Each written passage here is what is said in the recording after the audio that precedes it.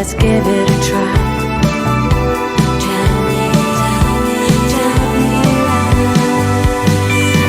Tell me lies, tell me sweet little lies. Tell me lies, tell me lies. Oh no, no, you can't disguise. You can't disguise, no, you can't disguise. Tell me lies, tell me sweet little lies. Tell me lies, tell me lies.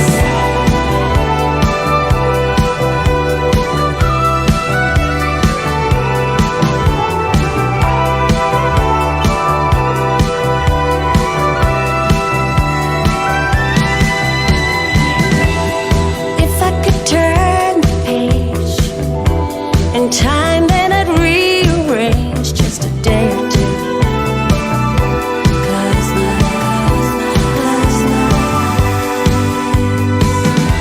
but I couldn't find a way, so I set it for a day to believe in you. Tell me, tell me, tell me lies, tell me sweet little lies. Tell me lies, tell me lies. Oh no, no, you can't disguise. You can't disguise, no, you can't disguise. Tell me lies, tell me sweet little lies. Tell me lies, tell me lies. Oh no, no, you can't disguise. No, you can't disguise.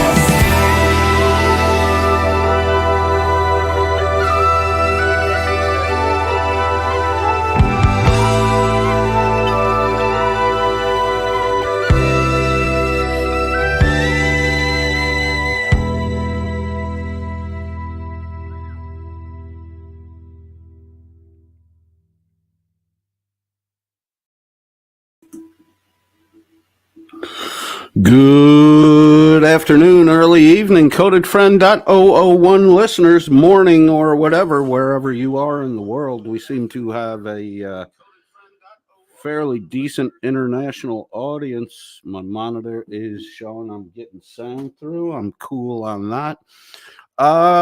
Some faces in the chat I haven't seen before. Let's or not that I haven't seen before. I haven't seen in a while. Oh my God! Right off the rip, I'm almost fibbing myself. The intro tune, correct, Mystery Sovset Theater, was not Stevie Nicks or Fleetwood Mac. That is in honor of Diarmuid Costello. We did the Coors cover of Little Lies by Fleetwood Mac. We will take you out at the end of the broadcast with the original, the Fleetwood Mac version. So we didn't really lie to you. We just honored our Irishman Diarmuid Costello by playing the Coors. I love the Coors. Great fucking band. Let's see who we got. We got Diarmuid Costello first in the chat. Diarmuid says people actually lie. Well, you told the truth. Diarmuid Costello says, hey to Shuggy. Is Shuggy in here? Let's do a little at Shuggy tag and see if doesn't appear that Shuggy is in the chat room. Damn it. I wouldn't mind having a gentleman's conversation with Shuggy, but he doesn't seem to be up to it. I would have a gentleman's conversation with Dan at this point in time, because I got that motherfucker not only in a noose, but by the fucking short hairs. I own your ass, Dan. You don't fucking, all the shit you've said over the last fucking year, you haven't proved out any of it. Why don't you prove it out? In light of what's going on with Wrangler, Turtle Boy, Corrections 101, Reaper, Miss Mandy, Dan is in the thick of all that shit. Dan is a fucking consummate liar. We're really good and interesting chat on Shiz's Discord today. All Shiz wants to do, we've heard her complain about it in the past. All Shiz ever wanted to do was cover murders and investigate murders. That kind of stuff. And I think Shiz was a little frustrated in the beginning because what kept coming to her was these kind of like petty, minor thieving events and lies and shit like that. And, Shiz fucking handled them, knocked them out, and boom, boom. Kaiser's a fucking murderer? Well, looks like Shiz got exactly what she wanted. So, there is a lot of talk around that, there's some pretty seriously offensive shit going on, and people present on YouTube yakking away that are pretty fucking morally degenerate fucking characters like Michael William Kaiser, who, according to the state attorney general's office, or the AG locally in Kaiser's area where he committed the crimes, he is the sole suspect in the murder of Donald Atwater Cameron. And what did Wrangler ever fucking say that was true? What has Dan ever said that was true? Welsh News Network. What has he ever said? You get to the truth by proving things, right? If someone says it rained today in my locale, you can go look up the weather report for their area, and you can find out if they're telling the truth or they're fucking lying. But if somebody says, I'm a rich guy, I own a fucking Gulfstream Learjet, and then your buddy has to walk that back and say, well, he doesn't really own it, he has access to it. I have access to every fucking plane that Delta Airlines has. All I got to do is buy the right to sit in a seat. I can access any of that. Is that what you're talking about, Shug? He can buy a fucking ticket.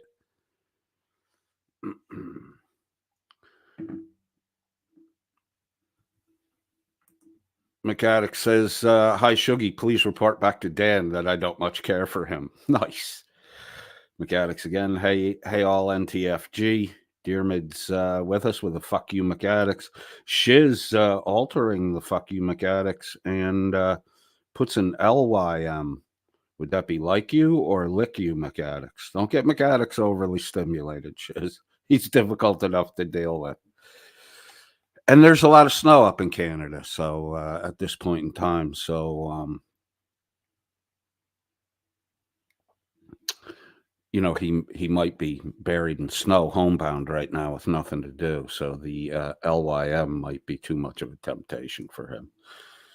Shiz Happens says, please do. Uh-oh. Something's going on there. A lot of smiley, laughing faces from Shiz. McAddick's with a purple heart for Shiz. You should send one of those to Michael William Kaiser. He doesn't have a purple heart. Burns 69, awake at 23:12. Burns, I believe, is in Germany, so that's an early rise. Dermot Costello, I'm not going to be creepy. Okay. Dermot Costello, VOB.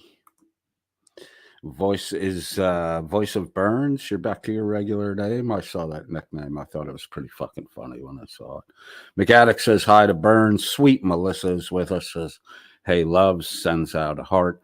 Burns 69 says howdy at Dermot Costello and at McAddick's. Dermot Costello says Burns in the UK.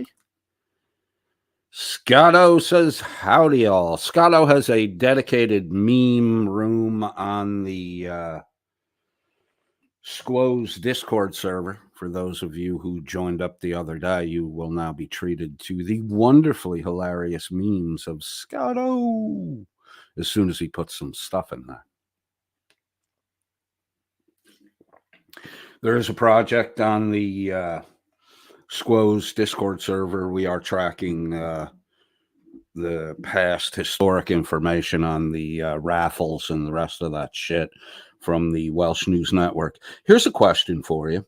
Why would a extraordinarily wealthy man like Dan, who owns a mansion and an estate in Wales and has direct access to the Home Secretary in London, why would such a wealthy person involve himself in an illegal lottery disguised as a church bingo raffle. Why would you even get involved in that? Because you're not wealthy and you're desperate for a fucking income source. That's why. That's not a guess. That's not a guess. If I hold if I hold a silver dollar in my hand and I put my hands behind my back and I, bring two fists out and say, pick one, you're guessing which hand has the silver dollar. If you did the same thing 100 times and every time the coin was in your left hand and you came to me on the 101st try, I would be foolish not to pick the left hand. It's a 50-50 shot. You're guessing still, but you can deduce based on past events that it's more likely the coin would be in the left hand. That's different than just straight guessing. We'll get into that a little more in a minute. Jammin' Jet is with us. Good evening, everyone. Jammin' Jet, thank you for participating yesterday. I wish our tech was a little bit better and we could have had a little longer conversation. I hope there's no fallout for you over at the Welsh News Network. If there is, you're welcome here anytime. Dermot Costello says hi to Melissa. Dermot Costello says hi. Jammin' Burns 69, currently in Germany. Burns 69 says, funny how Team Skeptic didn't want to meet up. LOL. Really? Jammin' Jet says, at Scotto, you caught me lagging behind, son. Son of a gun. Dermot Costello, oh, right, 1 hour ahead. Jammin' Jet, Burns 69, good to see you again. Burns 69 says, damn, time change happened yesterday. Did we change time in the States or did we change time? Did you change? Do they have daylight savings in Germany? I don't keep track of that shit. Burns 69 says, sup, Jammin' Jet. Correct spelling this time. Jammin' Jet says, at McAddicks, good afternoon. McAddicks says hi to Jammin' Jet. Radius had us with an NTFG SFW. True Blood is with us, says good evening all. Scott Amos here. Good evening, friends, coded and otherwise. Hand pink waving. Late as usual. We haven't seen you in a while. Good to see you, love. So late as usual says, hello, I made it. So last summer says, great tune. It is a good tune. The song itself is well written, well orchestrated. The chorus, I like the Fleetwood Mac version. The chorus did a great cover of it, though. So it's got a less poppy, more fuller feel to it, the chorus version, I think. But I'm partial to the chorus over Fleetwood Mac. I like Fleetwood Mac. They're just not a top band in my estimation. I know people won't like that I said that. Jammin' Jet says, at Burns 69, life is sup. Dermot Costello says, hey to Scotto. Scotto says, excellent topical intro song. Scott Amo, not Scotto. Sorry about that. Scotto says, every dog has his day at Jammin' Jet. LOL. Purple Rain is with us. Good to see you, Purple Rain. Says, hello, Coded. Hello, everyone. Scotto says, at So Last Summer 7 and a blue heart. Kind of cold, bro. Pick a warmer color than blue. Burns 69 at Scotto Sup. Alan Killian, afternoon, Scott Amo. Jammin' Jet says, at late as usual, where's your popcorn? Share some of that popcorn. Scotto says, hey, at Burns 69. W124 Mercedes is with us.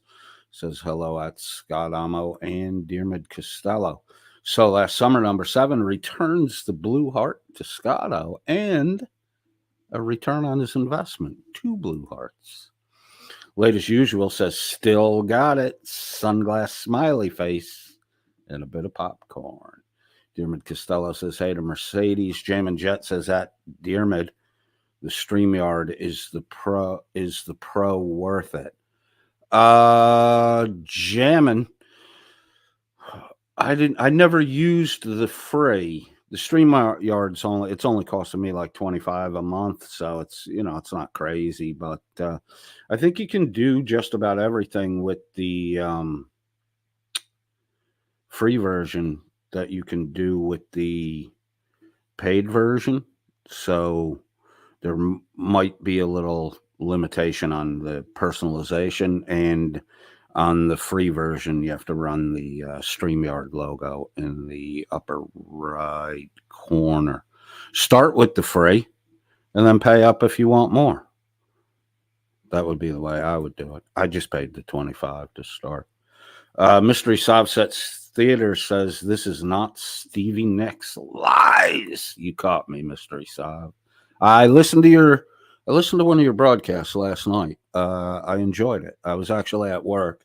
I wasn't able to give it my full attention, but I definitely enjoyed what I was hearing. McAddick says, who's telling lies now? There's a lot of fucking liars in here. Look, I understand like the fibbing and the exaggeration to, peacock out, puff up your chest a little bit, look a little bigger than you are. I get all that shit. But the lies that are emanating out of the Welsh News Network are fucking insane. The lies that are emanating from Corrections 101 are fucking insane. The daily lies from fucking Wrangler, KFAR, it's fucking crazy. Turtle Boy. I mean, you don't have to look far. You can turn left, turn right, walk straight forward, walk backward, but it's not gonna be long before you bump into a fucking YouTube bullshit artist. Jammin' Jet says, that mystery, good to see you again. Scott Amo says, the avoid copyright strikes angel. That's who. Ooh. Scotto says, yo at Mystery Subset Theater. Late as usual says, good evening at Coded Friend. Good evening, late as usual. Jammin' Jet says, at Scott Amo, good evening. Alan Killian is with us. Says Max Verstappen has won 16 of 19 F1 races this season, history being made every race. Wow. I'm going to take a little peek at that shit. Gem and Jet says, hey, at Shiz. Mystery Subset Theater says, Scotto, and an anchor. McAddick says, not that Diarmid guy. Oh, you two, don't start that bickering shit. Burns 69, 23-19, late night, almost midnight here. Scotto got an anchor and a paintbrush. Is that a KFAR reference? Don't forget the needle gun, baby.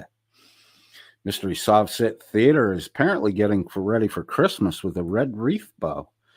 Jesse VR says, good morning, all. Good morning, Jesse. It's early evening here. So last summer, number 7 says they changed a few of the notes in the chorus. I might like it slightly better that way. I like that version better that way, so last summer. And if you're not familiar with the Coors and you're a fan of music that's still got a little of that Irish traditional accompaniment musically, that's a great tune, and the Coors is a great band for that. I've always been a fan of the Chieftains from the get-go. I love the fucking Chieftains. Jam and Jet says, at Alan, good evening. Mystery Subset Theater says, Miss Mandy 666. Speaking of Miss Mandy, something happened. Here, well, let me share this. Miss Mandy may have pill popped it up too much today. Who knows? I mean, it's hard to say with these guys. Let's do a little share screen, and we'll go right here. Boom. This is that shared? Yes, it is shared. Sweet.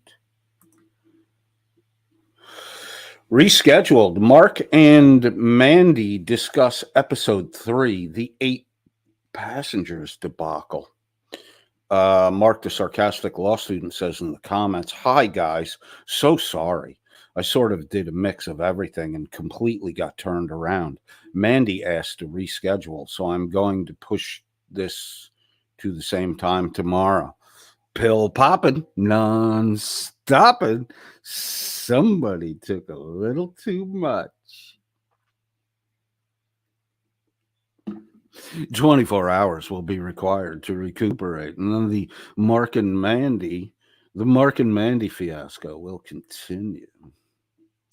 So you have that to look forward to tomorrow.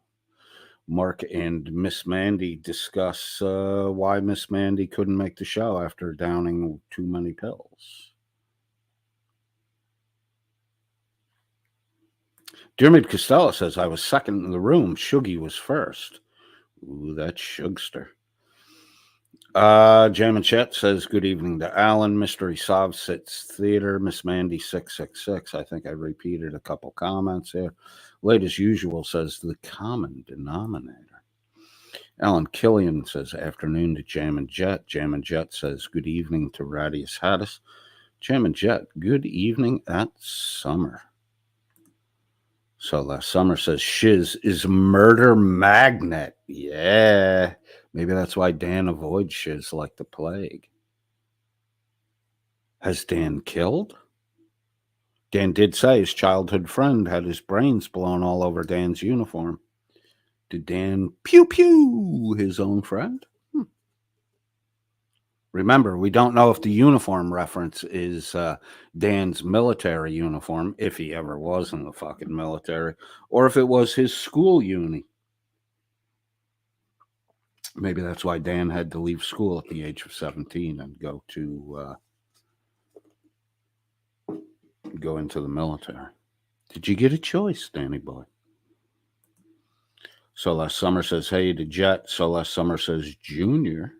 Burns 69. It's fucking raining here. LOL. Can you give me the name of the town you're in? I'll double check that on the weather forecast and see if you're telling the truth. Dermot Costello says, Mystery Sob Sit. Don't encourage him. Jam and Jet says, that sweet Melissa. Good evening. 8. Late as usual says, lol. Mystery Sob Sit Theater, Mystery Sob Sit Theater says, I love any rage boners against Messy Mandy 666. You're not a fan of the fucking Mandy thing, huh? That's odd. I thought everybody loved Miss Mandy and her tiggle bitties.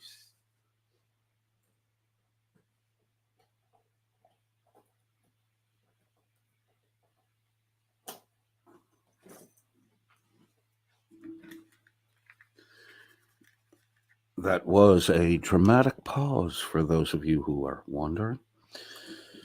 Jam and Jet says, True Blood, good evening. Dermot Costello says, I was going to let people know about this, but why the shell shit eye? Wrangler has a shit eye. A fucking douchebag. Dude, you were given a perfect fucking out. Tell the fucking truth. Just tell Stone Vet the truth. If you had told Stone Vet the truth, Wrangler, Josh would probably have assisted you in working out a redemptive arc for yourself. Now, instead of that, you got fucking what? 250 pounds of Josh around your fucking neck everywhere you go. You deserve that shit, bro. You deserve that shit. I hope Josh becomes such a fucking weight on you and a burden that you can't fucking operate anymore. It looks like he's getting that done, too. Will Kafar, the anchor painter, save you, Wrangler? The best you could bullshit with your military crap was a fucking anchor painter from the Navy. Amazing. W124 Mercedes says hello to Scotto. Scotto says thank you, Coded. You're welcome, Scotto. I hear you got talent, son. I hear you got talent. Don't thank me, dude. I'm literally exploiting your fucking talent. I wanted to tell you the truth about that, seeing as how this is about lies and liars. I want to give you an avenue to show off your talent, and I want to benefit from the presentation of your talent. So make me some memes, son. Make me some memes. Scotto says, howdy, W124 Mercedes. Jam and Jet at 124 Mercedes. Good evening, Mystery Sovsit Theater. A Scotto meme room. I got to get one of those. No, mystery. Let me do this instead. Let me go to my Discord. We picked up a few new Discord members yesterday when I put the link up. Let me put that link up again for Mystery Sovsit Theater. Great fucking name theft, too, by the way, bro. That is fucking excellent. Invite people. Copy the invite. Close that shit down. Get rid of that. Come over. I'm over here now. Paste that in. Hit that. I will, as soon as that fucking emoji thing is out of the way. Somebody post in the chat so I can bump up the Discord link so I can get that posted. There we go. One more. There we go. Thank you. The invite link for the Squoze Discord is pinned at the top. Mystery Sovsit Theater. Join up our Discord, and you can have full, unfettered access to the Scotto meme room. Now I'm using you to draw people in, Scotto. See? I benefit from you. W124 Mercedes says, hey, at Jam and Jet. Welsh News Now is with us. Mirror, mirror on me desk. What's the biggest line that I can snort? Dude, it didn't rhyme. It didn't come close to the mirror, mirror on the wall nursery rhyme part. But I like where you went with that, bro. It was funny in the end. Jam and Jet says, Dearmid, smiley face, crooked laughing face, smiley face crying. So last summer, number 7 says, oh, but didn't you hear them all emphasize that it was for charity in every sentence we listened to yesterday? Yeah, that's the whole fucking point. I'm going to go through some comments from an obvious Welsh News Network apologist / sympathizer / Carney Rube ham and egger dupe. Jam and Jet says, I'm a free rider. Free ride on, bro. Play the Dennis Hopper part, not the Fonda part. So last summer says, not yet. November 4, I think. McAddick says, it's this Sunday. Okay, cool. W1, that was the daylight savings time change thing. W124 Mercedes says, which off farther favorite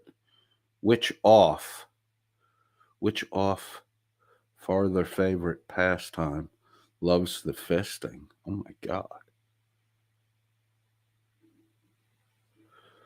I think you got the which of. I'm not getting the name reference, but I think you're saying that which of Attic Fires likes the fisting? Favorite pastime? Jesus, sounds like painful. That's a lot painful for Mark. I'm assuming that which is doing the fisting to Mark, not having the fisting done. I don't know. But with that mustache, she could put a strap-on and get away with it. Scott Amo, U.S. changes on 11/5. Thank you, Scott. Or Scott Amo. Now I'm all fucked up with Scott Amo and Scotto. God damn. Mystery Sovsit Theater says Scotto is a byproduct of me acting like a child, getting my toys strewn all over the house. I need a room to contain them all. LOL. I have a room in my house, but then again, I live alone.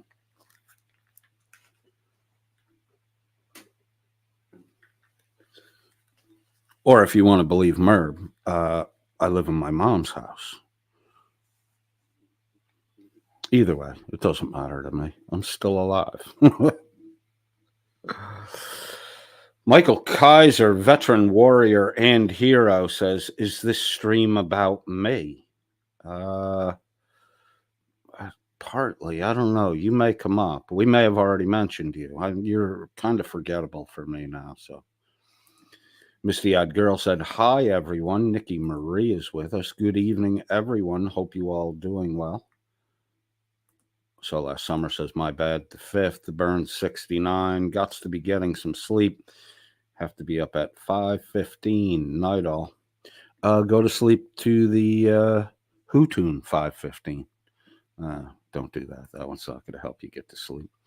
Laura Rader says, "EU time change happened at 3 a.m. Sunday. Doesn't happen in the States until November 5. Thank you. Smitty's Sanitarium says, period. Are you caring these days, Smitty's Sanitarium, or do you still not care? Scotto says, the Scotto versus Scotto confusion will persist into the afterlife. Okay, so it's not just me. Shoo. Laura Rader says, listening, but can't watch chat. Hello and bye again. Later, Laura. Nice to have you here, though. Love you. So last summer, number 7 says, I started the blue. It's the coolest. It's the closest to turquoise they have. I like the blue. I would just give a warmer color if it was me, but blue makes people happy. Alan Killian says, Peter Green's Fleetwood Mac was better. You think? I don't know. Scott Amo says, at Scotto, it's all part of the plan. McAddick says, Kaiser definitely has the free version. He don't pay for nothing, dude. He can barely pay for the fucking pills he's popping. Welsh News Now says, hold on, everyone. There's a knock on my door. I hope it's not another welfare check. Smitty Sanitarium says, hashtag don't care. Thanks for getting that tagline in there, Smitty. I was worried about you. I thought maybe you'd develop some caring. Jam and Jet says, Stevie Nicks, 1977 MSG. Gonna have to look that up. She was a little hottie when she was younger. I saw her a couple times solo, live in concert. The most miserable of the 3 or 4 times I saw her was at the Saratoga Performing Arts Center in upstate New York, where she literally sat down on the stage and mumbled incoherently for like 5 minutes while the band looked on, and then fell backward out like a fucking light. She had some substance abuse issues in the fucking 90s. Jam and Jet says, good evening at Smitty. Flo B says, hey all. Jam and Jet says, at Laura, good evening. Smitty Sanitarium says, hey to Jet. Going to the BBQ, bruh. How is your mama? My mom's doing well. She's 79 years old, my mom. But don't, why you gotta be a douchebag? You're a fucking douchebag. My mom's doing great. She's 79. She will turn 80 in the first half of 2024. I was actually thinking about doing a one-on-one interview with my mom and just letting my mom dish the dirt on me to answer questions for you guys. I was toying with the idea of it. I think I'm going to do it now. You can ask my mom yourself how she's doing. We'll do something toward the end of the month, maybe a Thanksgiving or a Christmas theme. Thanksgiving with Coded's mom. Ooh, I got to see what I'm doing for Thanksgiving. I usually work because I'm away from my family. They're in the Philippines. I'm in the States. So this time of year, I usually work because I'm not with my family. And, it gives somebody who is going to sit down to dinner with their family the opportunity to do it. I might take it off this year, get a few of my friends around, and Thanksgiving Day we'll do a Ask Coded's mom thing. That would be fucking fun. My mom don't pull no punches. My mom is extremely pleasant, super sweet, doesn't talk shit. I mean, in my entire life, I've heard my mom talk derogatorily about only 2 people. One of them was a college buddy of mine who just acted like a douchebag. But my mom's pretty straightforward. Jammin' Jet says at Flow B. Diarmid Costello says, sorry, Jammin', I did not see the question. People DMing the fuck out of me. Diarmid is the busiest man on YouTube. He's the hardest working man on YouTube. Easily. It's like people have no idea the amount of research and information supply that comes off of Diarmid Costello's desk. He's an amazing individual.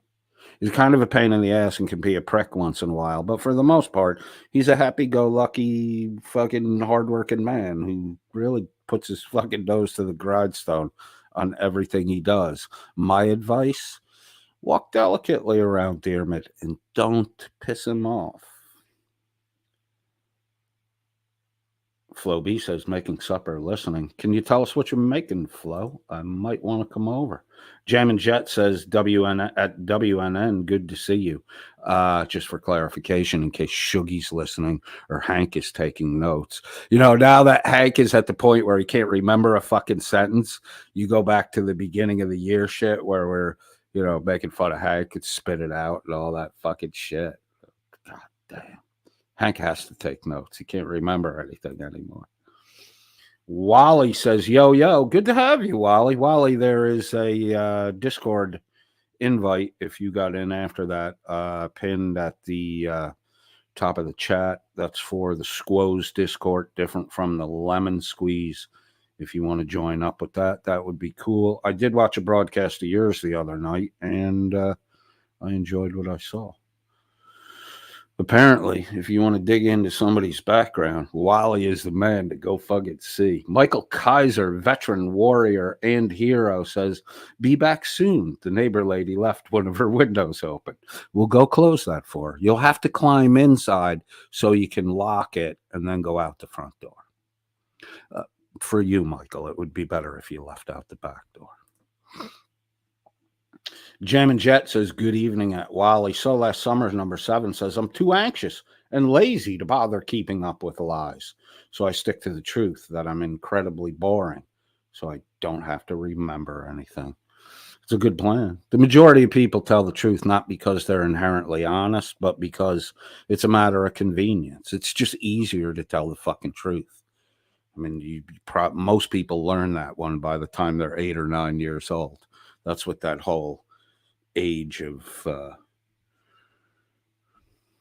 majority is about.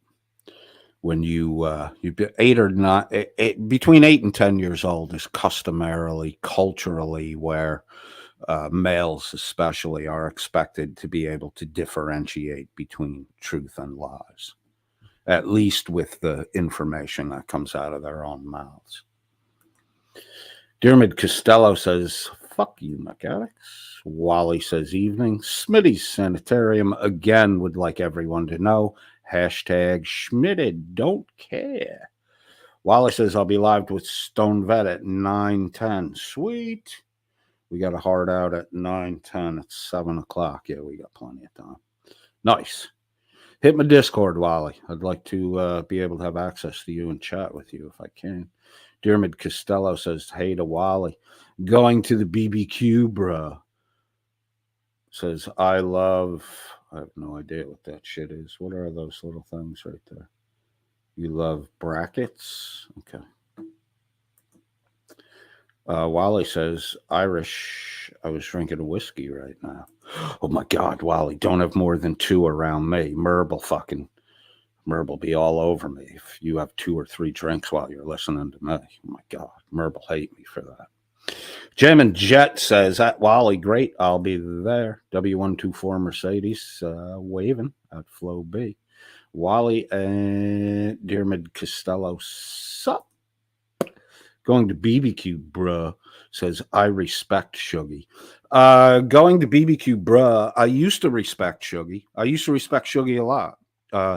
Mostly because he mumbles like a motherfucker and you can't understand a fucking word he says. So if there was never an incident. Most of the time when Shuggy talked, I was like, what the fuck did he just say? And, you know, let it go. He mumbles so much, it's hard to hear when he's lying. The way I lost respect for Shuggy was because Shuggy's a panel member with Dan. Shuggy's ex-military, or so he claims, like Kafar was to Wrangler, right? It's the same fucking dynamic. You got Dan telling grandiose stories about his desire to serve a lifetime contract with Her Majesty's Royal Rowboat Service, and then he got medicaled out. He wasn't in 13 years. He got medicaled out for some fucking heart problem, but he claims he was stationed in Virginia. He claims he was arrested at some point. He won't give dates on anything, because if you had a date, you could look shit up. Dan won't give any information besides the vacuous, generalized lies he tells.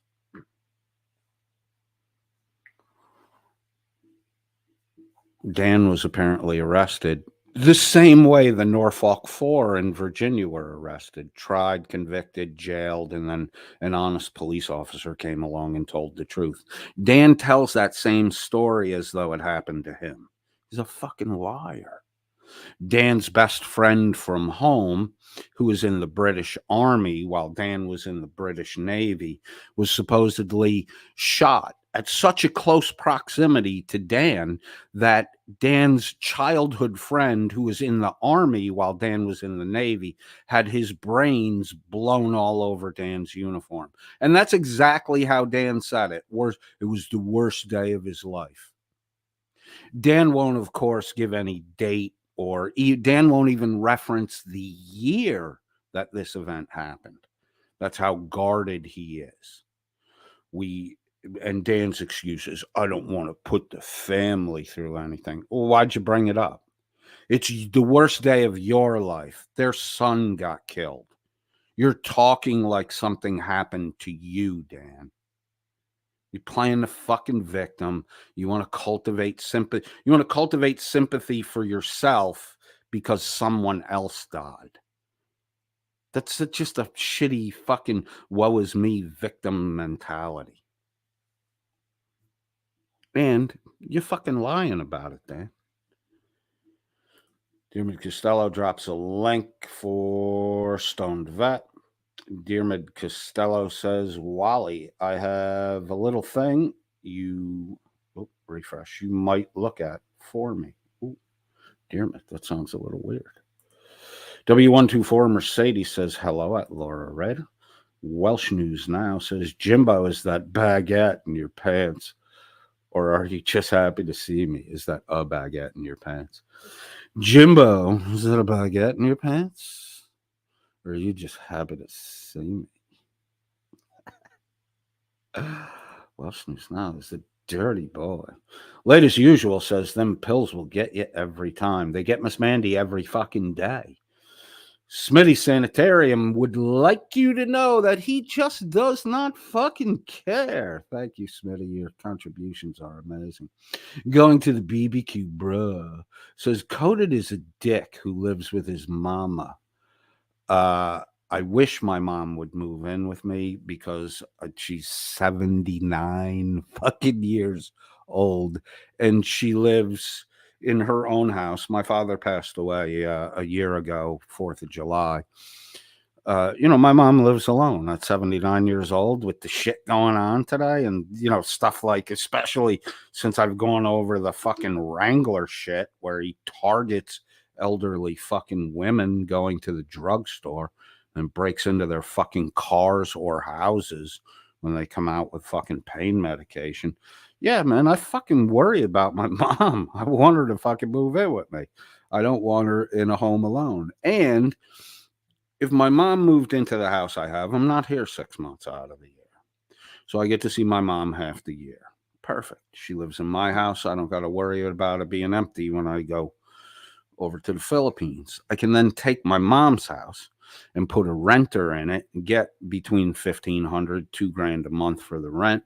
And then I can reverse mortgage that house, and my mother can just draw down the equity monthly, get a rental check for income, draw down the equity on the house. Boom. Everything's fine. Works out well. Maybe my mom can take a vacation, go on a cruise, see the fucking world, do something. My mother sacrificed her entire life for her children and her family, and for kids that aren't her blood, that were, grew up in the fucking neighborhood. My mother was the assistant to the dean of arts at a well-known college in New York State, and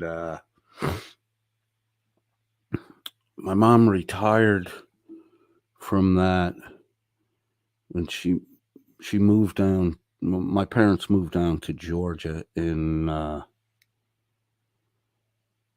late 80s, early to mid 90s. My parents moved down to Georgia. So that was when my mom retired. So that's, 14, 15 years ago. There are still fucking people going back to the 1970s that make sure my mother gets a Christmas card and a gift every fucking year. That's how much my mother cared about the people around her, especially younger kids, and help them get through what they needed and make sure they had the right requirements to graduate and all that shit so they could move on into adulthood and become productive members of society. I mean, you bust my mom. You want to bust on me for my mom, dude? In a minute, if I didn't have a house, I would go live with my fucking mother. Going to the barbecue, bruh. You're a douche. When was the last time you talked to your mom? Huh? Going to the barbecue, bruh. When was the last time you talked to your mom? When was it? Where's your mom? In some fucking convalescent home somewhere? With someone else taking care of her, and no contact with you. You're too busy. Your life's too busy. You have your own fucking family. You're a douche. If you can't understand the importance of that, you're a fucking douche. Sweet Melissa says Summer. Sweet Melissa says Wally. Sweet Melissa says Dearmid. Sweet Melissa says Scotto. Dearmid Costello says hi to Melissa. All right, I think I pretty much got every. Jolly Philly is here. Nice. Jolly Philly says, hey, how's everyone? I'm going to do a quick scroll.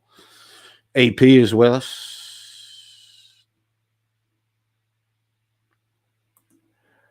Mystery Subset Theater says, I hate Miss Mandy 666. She's a muckraker.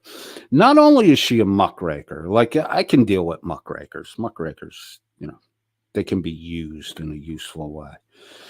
The big fucking problem with Miss Mandy is she and her little network of fucking cronies will just start, if and like a person like me or Dearmid or McAddicts or Rebel, there are tons of them. If you have ever said anything negative about Miss Mandy or anyone that's associated with Miss Mandy, you will find that you are blocked everywhere Miss Mandy is. And that's the kind of fucking anti-free speech cowardice that you would expect from a pillhead. From a pillhead who's told so many lies that her lies are coming back to fucking haunt her. My husband stole my pain pills. Is that what happened, Mandy? Or did you take so fucking many of them you passed out and forgot what fucking happened for 2 days? Like the way you missed the fucking Mark the Sarcastic Heine Hall Rump Rider boy. Speaking of fucking liars, this douchebag, Mark the Sarcastic fucking Fist boy, likes to get the fist and, from Witch of fucking Mustaches. This guy, Mark the Sarcastic Peg boy, claims to be an RAF pilot. He has on several occasions claimed to be an RAF pilot, directly or by innuendo. What did we see with the whole fucking mess with Wrangler, right? We saw Frauditor Reaper and her shoplifting and the theft of the most expensive chicken breast the world has ever seen. But that's all she took was a chicken breast. The rest of the items in the shopping cart, she paid for all that. It was just accidental that the chicken breast didn't get rung up. And then, not going looking for it in a roundabout way, Miss Mandy contacts Shiz and tells Shiz, hey, you might want to look into the shoplifting thing. She's not telling the fucking truth about it. These people eat their own. They sell out their own fucking people. So Shiz looks into it. It's not just chicken breasts. It's $157 worth of fucking goods that Reaper loaded into a shopping cart and, according to the police report, rolled the cart evasively around all points of payment and exited the store.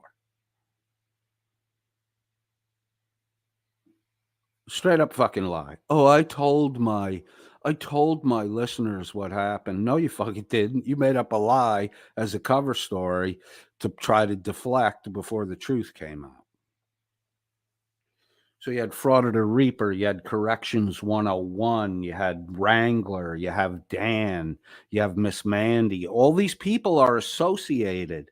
Wrangler, Corrections 101, they all come through Playboys in Crime, which was Witch of Heart's little project. And Dan's always had his thumb on Witch of Hearts. These liars tend to coalesce together. You get it? These liars tend to coalesce together. There's more liars left in that little fucking orbit from Wrangler and Corrections 101, Miss Mandy, and Reaper. And one of those liars is Dan. Another one of those liars is Blecka. We saw yesterday when we went over the non-existent June receipts for the illegal lottery disguised as a church bingo raffle.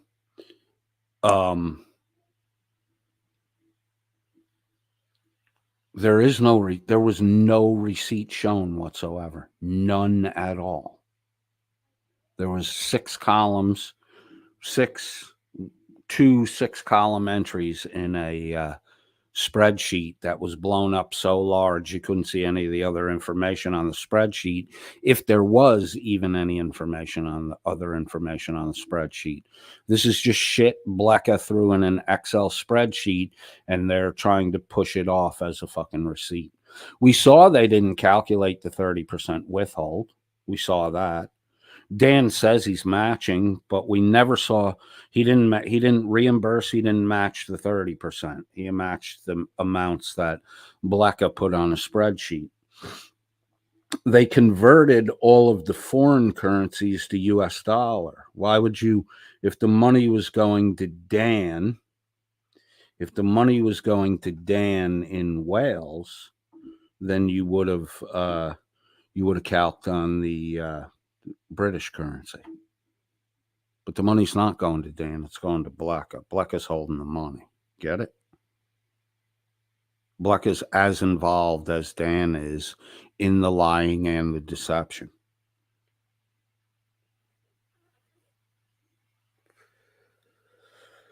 That's why they didn't show not only did they not show a receipt, but the way this was orchestrated from the get-go was the prior month's winner was supposed to name the following month's charity. This was supposed to be a listener-driven thing. So someone won in April. That person was supposed to pick the May charities. The money was supposed to be split between an American no-kill animal shelter and a British no-kill animal shelter. Not any of the big names. Not any of the big names. It had to be small to make it more difficult to get any verification or reporting. So Dan preempted, changed the fucking rules. Dan picked the charities, which were never fucking named. And then the money went in Dan's pocket. How can you say, hey, Dan, we never saw a receipt for XYZ animal shelter? You said you were going to give them $1,150. We never saw the receipt, but you don't know what charity. So, that's the fucking shit that Dan does. Let's take a peek at some idiocy.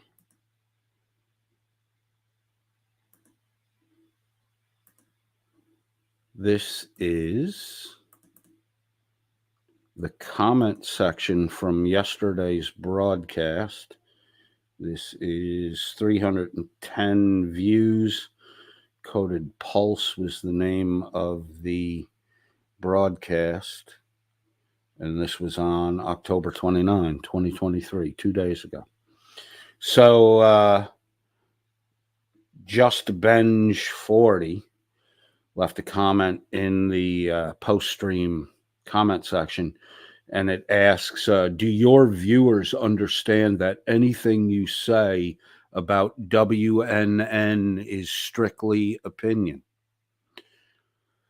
Let me prove you wrong, simply and easily. Welsh News Network claims it's the biggest and the best news on the internet. That's a true statement. That's not an opinion, dumb fuck. Let me give you another one. Everyone on the Welsh News, the regular 5 on the Welsh News Network panel, everyone dyed their hair pink for Breast Cancer Awareness Month, except Dan, who called for it to be done. What did Dan do? Dan made up excuse after excuse about no pink dye being available. In all of Wales, there's no pink hair dye. You could have used fucking Jell-O, Dan. Dan's just a liar. Dan lies to get people to do things, claiming he's going to be right in there with the rest of the group doing it too. And then, you can't find Dan. But that's the truth, bro. That is the truth. It's not an opinion. It's not made up. It's not a lie. That's the fucking truth. Everyone on the regular panel dyed their hair pink. Dan promised to. Dan never did. It's October 30th. Dan's got 1 day left. Which is supposed to be for the whole fucking month. Dan's a fucking liar. Dan said he was going to donate $40,000 to Kate Masshole Reports legal fund in defense of the lawsuit that Chili brought against. Dan never did. Dan says, Kate said, never mind, I don't need the money, or don't give it. But the reason Kate did say that, according to Shiz, Kate did say that. I didn't talk to Kate directly. According to Shiz, Kate did say what Dan said. But Dan left out the fact that it was problem after problem after problem with Dan transferring the money. There was always some excuse why Dan couldn't get it done or it didn't get done. And finally, Kate was, like most people are, the 5th fucking try. Hey, dude, don't worry about it. No big deal. Because it's obvious you're trying to get out of not fucking sending the money, which you never did anyway, right? You never did anyway. If you're such a wealthy man and you pledged $40K, why are you waiting for someone to release you from your pledge? You're wealthy, dude. Kick the 40 and move the fuck on, right? Then there was the money you were going to give to the mother and auntie of Lainey Hudson. You never fucking did that. You called for everyone to leave them alone, Dan. You called for everyone to leave them alone. And then you got mad at me when I fucking started saying you're getting played and it's bullshit. These people are fucking douchebags. You never gave them the money. Why, Dan? Because you came to the conclusion when you got called out on it that they were fucking scamming. But you got mad at me when I said you're getting fucking scammed. That's the truth, bro. That's not opinion. That's the truth. I had the actual experience. Just Benj 40. So my question, Jesse VR8111 laughed at Just Benj 40. I just responded quick. Strictly opinion? What about facts? Are you saying facts are to you just opinion? You're precious.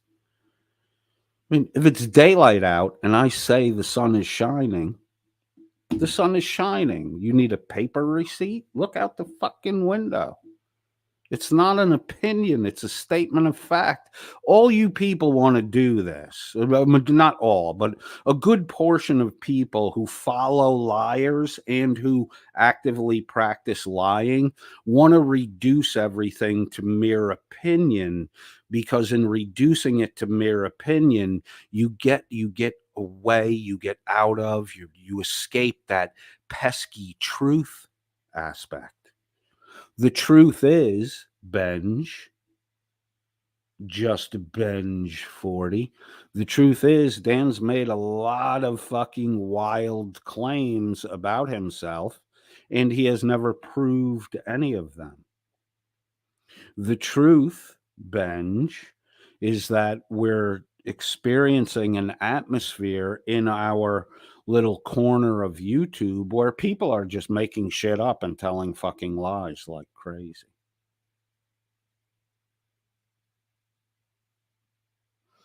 Benj, I'm not the one that said my childhood friends' brains were blown all over my uniform.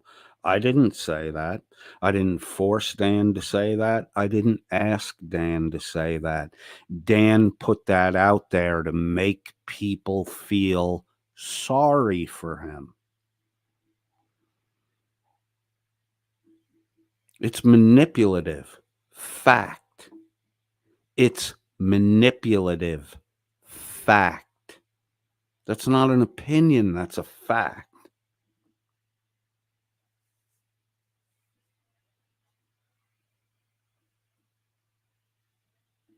Rebel. Jimbo wound up being allergic to the dye. That boy is so weak and frail, it's a wonder he can even venture outside his fucking house. Just Benj 40 responds, coded, no one's seen receipts. Yeah, that's the whole fucking problem, dude. When you go around telling grandiose stories and you never prove any of your stories to be true, bro, we grew up with these fucking people. I don't know how old you are, Benj. I'm 56, right? I've experienced people through my whole life that tell these great grand stories about themselves. Wrangler's a prime fucking example of it. They never fucking prove anything they say. The stories just get grander and grander. That indicates a fucking liar. I don't know if you picked up on that one yet, buddy. Benj, I'm not sure that you know what proof is, aka a receipt. The Excel spreadsheet that Blecka put up on screen in June, on June the 15th of 2023, is not a receipt. It's not proof of anything. The only thing that Excel spreadsheet proves is Becca put numbers on an Excel spreadsheet. How do they know that $881 were donated by U.S. citizens? How do they know that? Because they got a fucking report. Why didn't they show the report?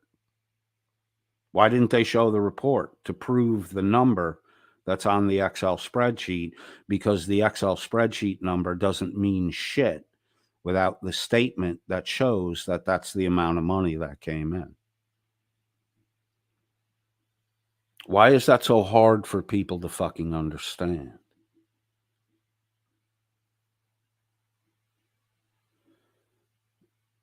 So no one, just Benj 40 says, no one's seen receipts.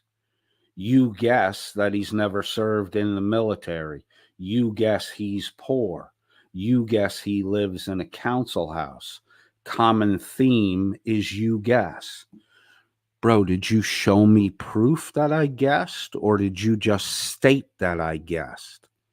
Because without proof, your statements that I guess are just opinions. There's inductive reasoning and there's deductive reasoning. I'm not going to take the time out to explain these things to you. It's obvious you don't know how things work. Okay? Receipt that Dan does not live in the fucking mansion that he says he lives in. The receipt for that, look at the fucking room he's in. The excuse the rich man has to make for the shitty squalor-like conditions he's living in are because the entire fucking mansion's under renovation. Okay. Let me give you proof from experience. For 2 summers, I stick framed houses in upstate New York.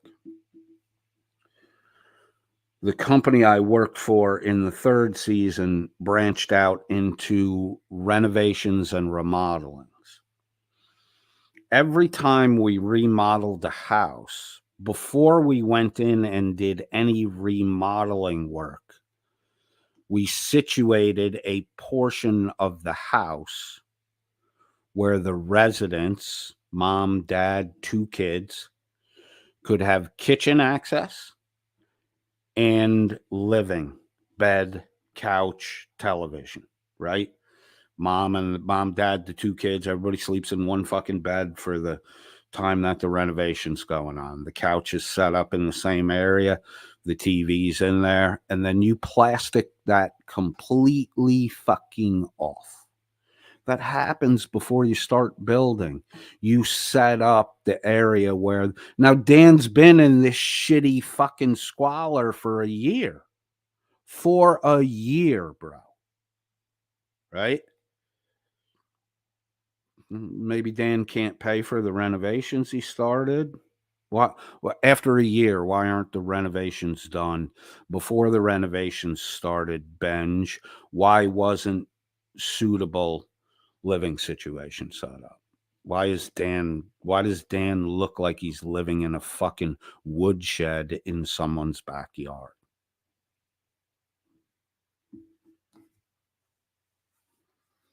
Right? The weather's getting colder. It's time to put the lawnmower up. It's time to put the weed whacker up. All that shit you moved out of the shed in the backyard, Dan, so you could set up living space. It's cold. It's getting cold, bro. We got to put all this gear. We got to winter it up.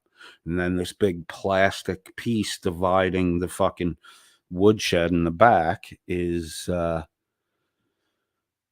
set up. So to hide the fucking tools that have to be put away for the cold weather months. Like, I don't know, Benj.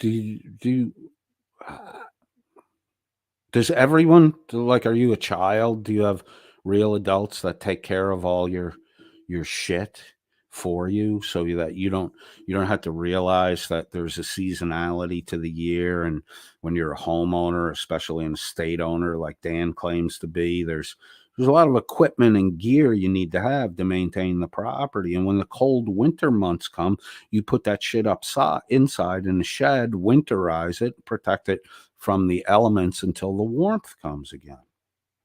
Dan looks like he's living in someone's tool shed in their fucking backyard. This renovating the fucking estate thing has been an excuse for a fucking year. There's more proof that Dan is a government dole recipient than there is proof that Dan is a wealthy man with access to a Gulfstream Learjet. Right? So it's not opinion when the scales start to tip in one direction over the other. It's less opinion. If the scale's evenly balanced, you're dealing with opinion.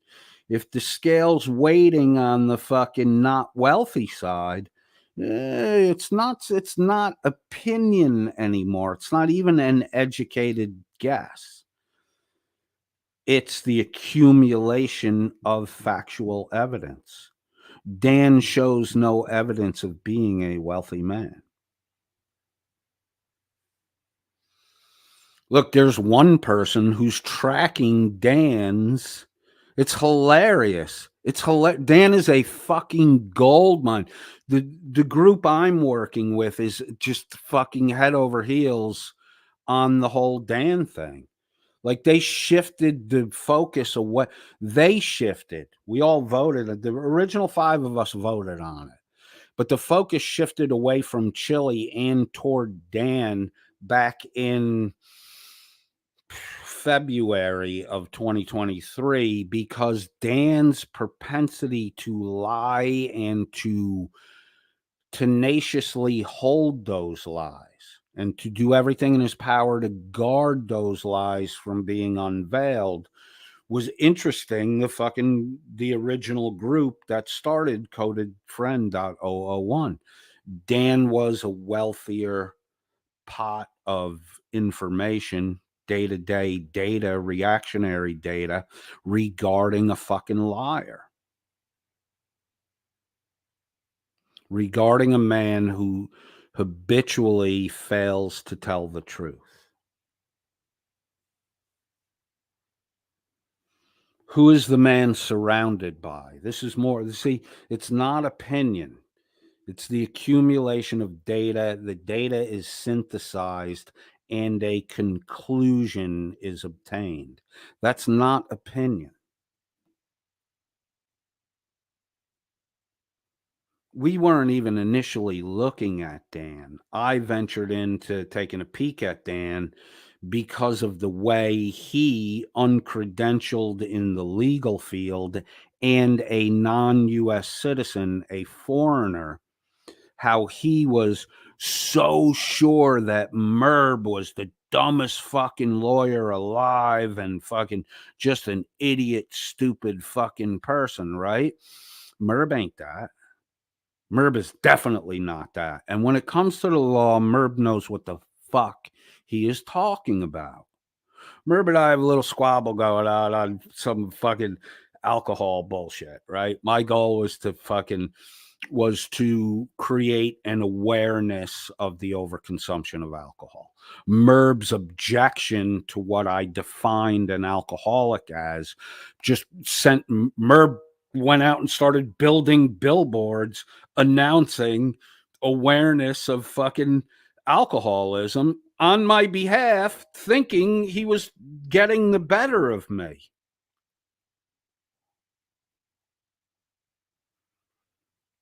So when it comes to the interpersonal, Merb says he's not a drama guy and he doesn't want to have anything to do with drama. That is not fucking true. Merb wants to be involved in the drama aspect. That's not a fucking problem. That's not a problem. Most of this is fucking drama. It's seeing the drama, talking about the drama, cutting through the drama. And drama is drama because it's not true. It's exaggerated. It's always an exaggeration. Drama is always an overreaction. Hold on a second.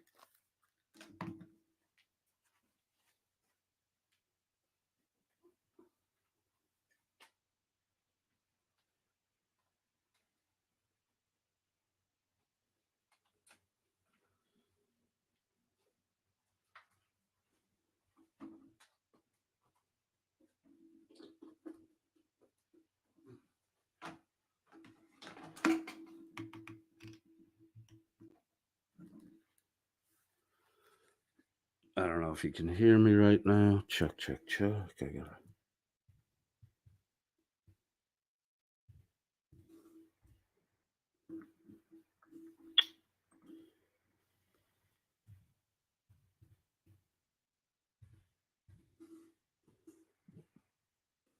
Sorry about that.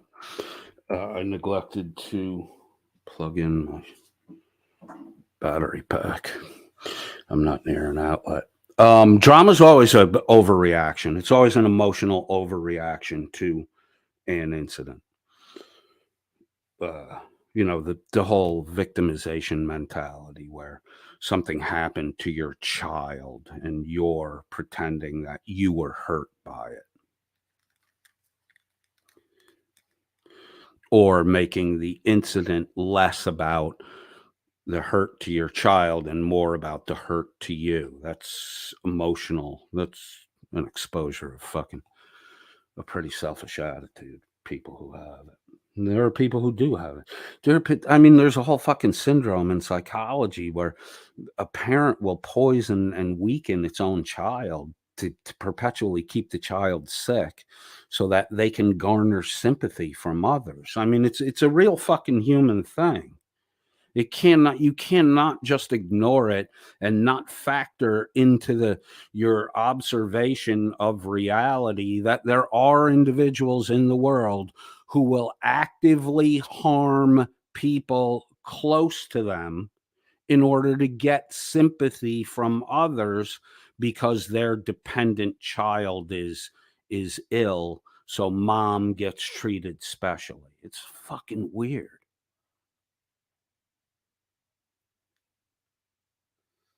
I had a roommate in college who got sick at the same time every fucking year.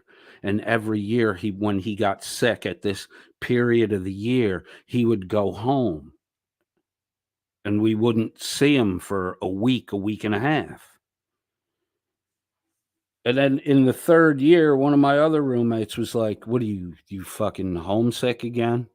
And he's like, "Dude, I'm pretty sick." And my other buddy's like, "Dude, every year you go home at the same fucking time." And then he looked at our other friend, and we're all good friends. He looked at our other friend and he goes, "Does your mom fucking baby you when you go home?" And he's like, "Yeah, she does." He's like, "Dude, every fucking year you go home at the same time claiming to be fucking ill with the flu. You just want your fucking mommy. Why don't you be honest about it and say you fucking homesick for your mom and go home and eat a couple fucking meals and get back here? Why do you have to feign all this fucking weakness?" My buddy quit doing the shit. And then the fourth year, we all fucking went home with him at the same time and had dinner with his fucking parents. I mean, people do that shit. It's weird. You do it because you've been doing it since you were a child and you've gotten away with it. You're now fucking, you know, 19, 20 years old. You're in college and somebody's calling you out for acting like a fucking, a sick fucking 7-year old.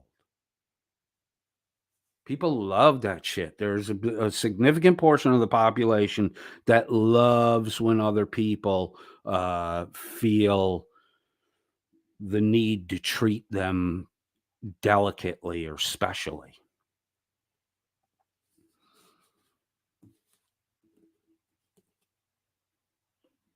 So the common theme is not that I guess, Benj.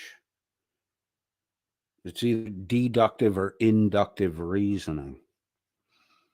There is zero evidence that Dan has any kind of wealth.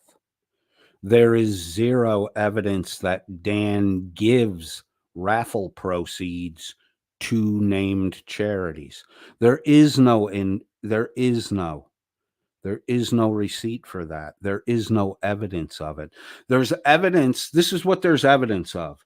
There's evidence that Welsh News Network runs a lottery every month and receives money. That's all that there is evidence of. There's evidence of nothing else. So just bench 40 in light of what's going on all around us with Reaper, Miss Mandy, Wrangler, Corrections 101. Now you have Welsh News Network in the mix. Frauditor Reaper. All of these people just named, by the way, have associations to Welsh News Network. Dan's Welsh News Network was the only honest guys in that whole fucking group. Witch of Heart, Mark the Sarcastic Law Student, Miss Mandy, Corrections 101, Wrangler. Dan. Dan. Who is the head guy above all this shit? Who brokered the peace with the Tropatro shit, which involved all of the people I just named? Who stepped in and acted like they were the fucking head guy in that? Because Kick could have sorted that shit out just fine. But when Dan stepped up, Kick was more than willing to let Dan handle that fucking mess. Because Dan was a part of that fucking mess.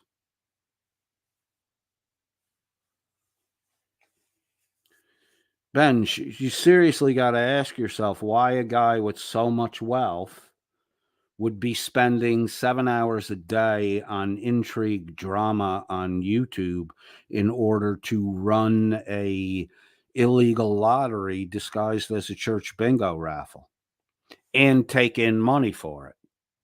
Because all we know for sure,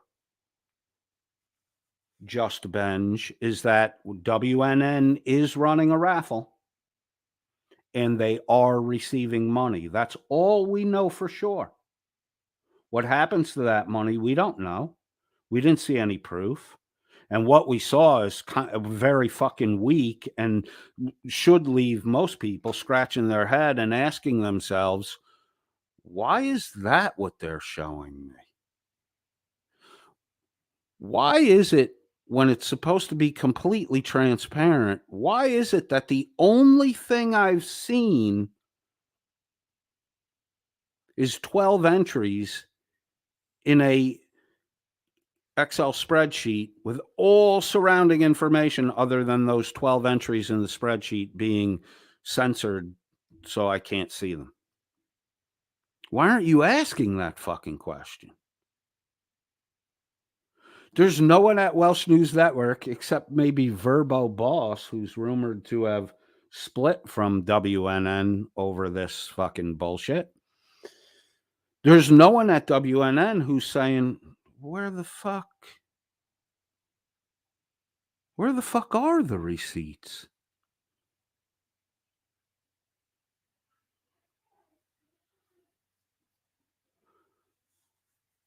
Why is Dan accusing Chili DeCastro of being a grifter every day and stealing money? Why is Chili shows receipts? Dan doesn't show receipts. Why is Dan every day accusing Chili? And what's this Reagan Benson shit where he's accusing her of murdering homeless people to get their wealth? What the fuck? How come Dan doesn't prove anything that he says? And we have a year's worth of evidence where Dan just promises to do shit he never fucking does. $40K to Kate's legal defense, $10K to Lainey Hudson's mom, $10K to Chili to fight Irish Demon in a charity fight. Chili, no effort. And then Dan says, oh, if we can't get that to happen, I'll just fight Irish Demon. We'll give the whole $10K to charity. That never fucking happened. Never happened. Never happened. The claims that he had an FBI contact. He had no contact at the FBI. The claim that the charges Dan was reporting against Chili were Shuggy barged in and said allegedly, and Dan said, no, fuck allegedly. They've got him dead to rights. Was Chili ever arrested for child trafficking? Like, Dan's a documented fucking liar. Why aren't you asking him to show receipts? Are you that fucking dumb?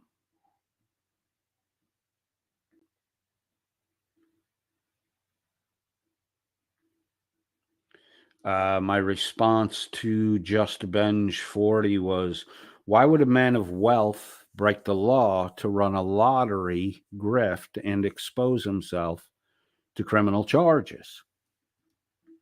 My answer to that question is because the man isn't wealthy. So the grift must continue. No opinion, no guessing.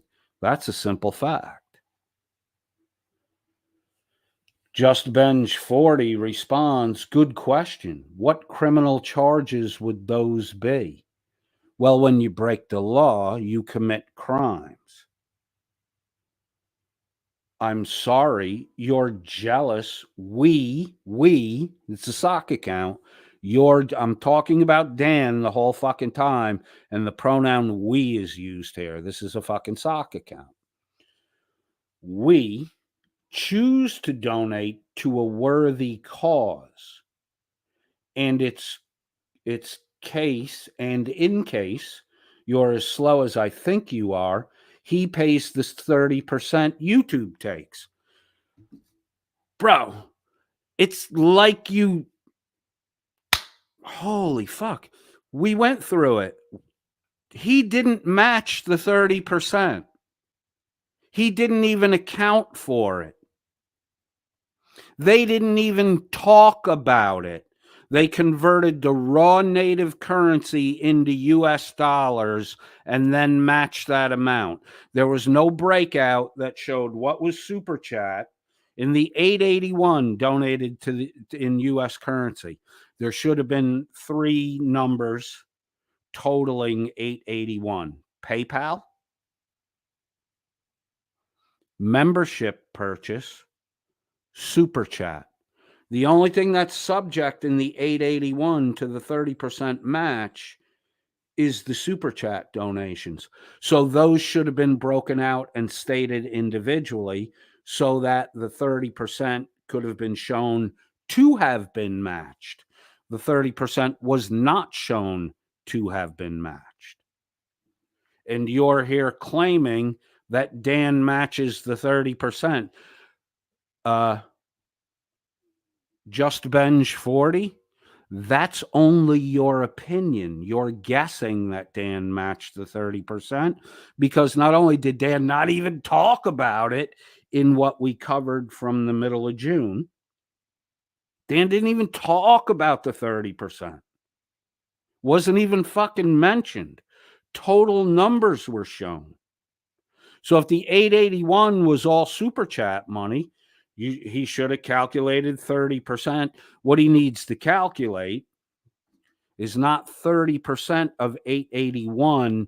It's the larger number that when you subtract 30% from the larger number, you have the result $881. Dan, wealthy man, big businessman, he doesn't know how to do that calculation. There's a formula for it. Dan doesn't know how to do that calculation. Dan can't.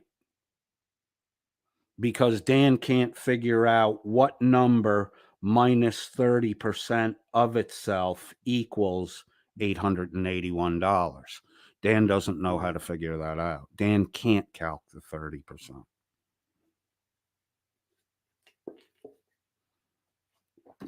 How can he match it if he can't fucking calculate it? How can he reimburse it if he can't fucking calculate it? So he did not.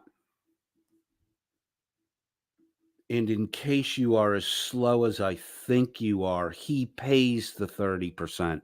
No, he says he does that. Just Benj 40.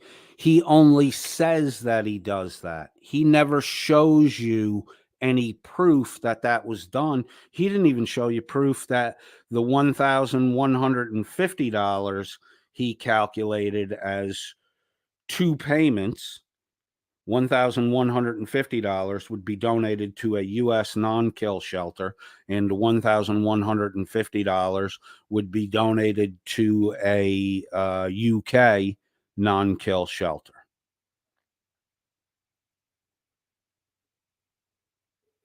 So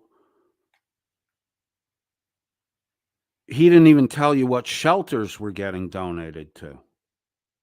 He didn't show you a receipt that those shelters had been donated to. And when discussing what shelters Dan picked, he had already picked them. The discussion was no large shelters, no well-known, no nationals.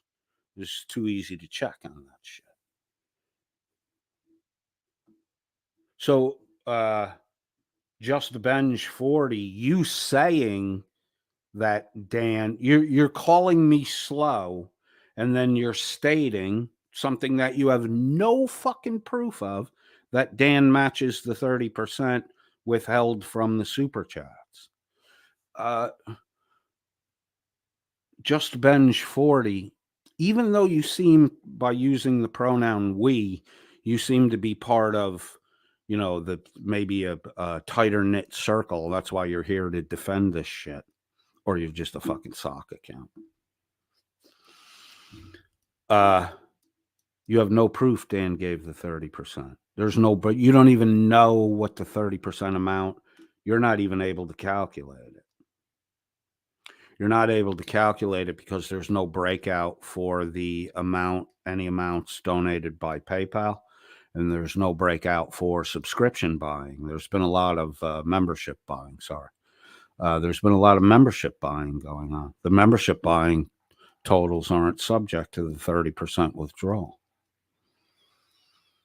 So Dan didn't show you any receipts that anything was done. Dan just said he did it. Dan said he was going to give $40K to Kate's legal defense, Masshole Troll Mafia. He never gave it. Dan said he was going to give $10,000 to the mother of Lainey Hudson. He never gave it. Dan said he was going to donate, he was going to pay Chili 10 grand to fight Irish Demon. Dan never put any effort into, they did a little talking and they made it sound like Chili would never accept. Dan never tried to make an offer to Chili. They just talked about it and then said Chili wouldn't accept, and then made up a backup plan where Dan would fight Irish Demon and the 10K would get donated to charity.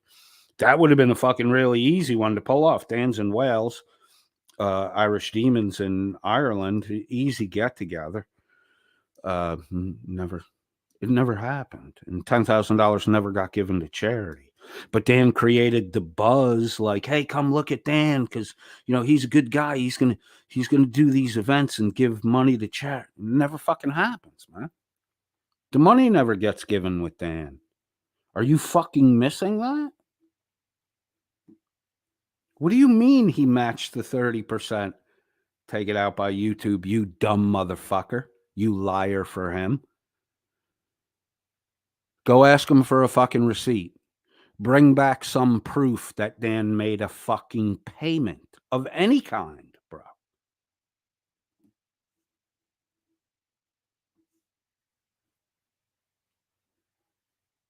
Show a receipt that Dan bought toilet paper. Show a receipt that Dan bought something. So we know that Dan's not a shit in the bucket hobo living in someone's fucking backyard shed, wiping his shit out of the crack of his ass with his own fucking hand. Because Dan's looking more like that than a fucking well-to-do Welshman.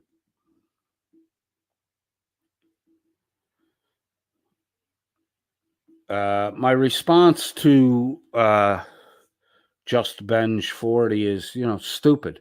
The WNN raffle violates Welsh law and U.S. law. And then I asked, can you show me where funds were ever donated to charity from the monthly WNN raffles? Oh, that's right. It's a fact. You can't prove any money went to a charity. You're a rube. Just Benj 40 responds with, and you're a bigger rube for believing your opinions are facts. Just Benj 40. Fact. Dan has never shown a receipt proving that he made a payment to anyone for any reason. The Excel spreadsheet that you were duped by in June is not a fucking receipt.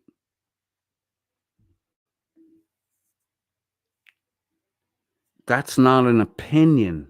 That's a fact. You claim the giveaway violates U.S. law and Welsh law. Quote what you believe is... I've already done that, you dumb... You're so far behind in the fucking conversation. Just Benj. You're so far behind in the fucking conversation, or just so dopey that you don't know that I've already done that shit. Here we go, bro. Ready? I've said it fucking multiple times. According to Welsh law, there's permitting that's required to run a raffle. Dan has no permitting. The permitting can be circumvented by donating the proceeds to charity. The first raffle Dan did was not for charity. It was for Dan. He raffled off and Samsung A8 tablet that he said Amazon gave to him for free because he bought so much shit. There was no named charity. He raffled it off. He pocketed the money. That was when, after that concluded, was when I pointed out to Dan, and he knows it, all his panel members, that they violated Welsh law because they didn't get the proper permitting. That's when it was after that Dan went and read the fucking law. I know he went and read the law because I didn't bring anything up about the fucking charity exemption. The next month, Dan was doing it and giving the proceeds to a charity, because that was, if you donate the proceeds to a charity in Wales, that's the workaround for having to fill out paperwork. And the reason for that is there are fees and fucking, there are costs associated with permitting. So if you're donating the money to charity, the municipality says, hey, if you're donating it to charity, don't bother coming to get the paperwork. We're going to waive our fees anyways. So Dan thinks that got him around the paperwork shit. But according to Welsh law, Just Benj 40, according to Welsh law, you cannot run a raffle in Wales for any reason unless it's done at a stated physical location with the raffle entry members able to gather at the physical location and participate, be present for the drawing of the winning ticket. Tickets have to be issued under Welsh law. It's mandatory. If you have a raffle, one ticket must go to the ticket purchaser and the other ticket must go in the draw drum. That's the Welsh law. You have to make a physical ticket. Violate the law there. That's the curb cheating. Keep the game honest. So he's breaking the law there. Welsh law specifically says you cannot sell raffle tickets on the internet.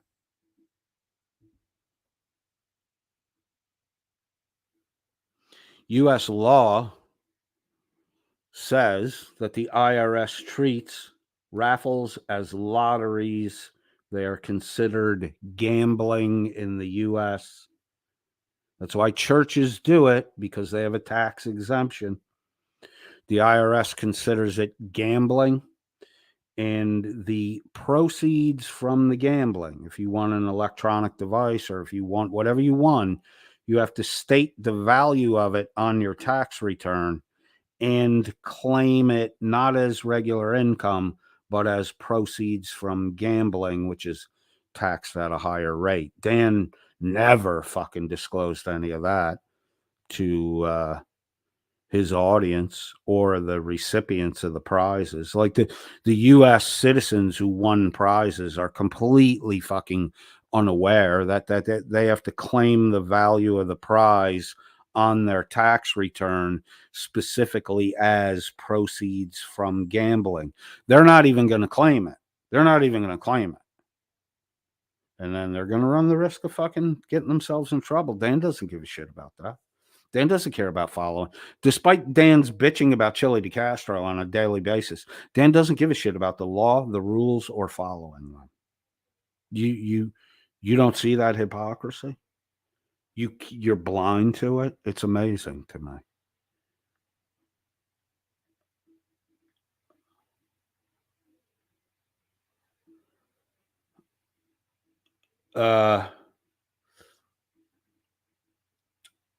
So Just Benj 40, and you're a bigger rube for believing your opinions are facts.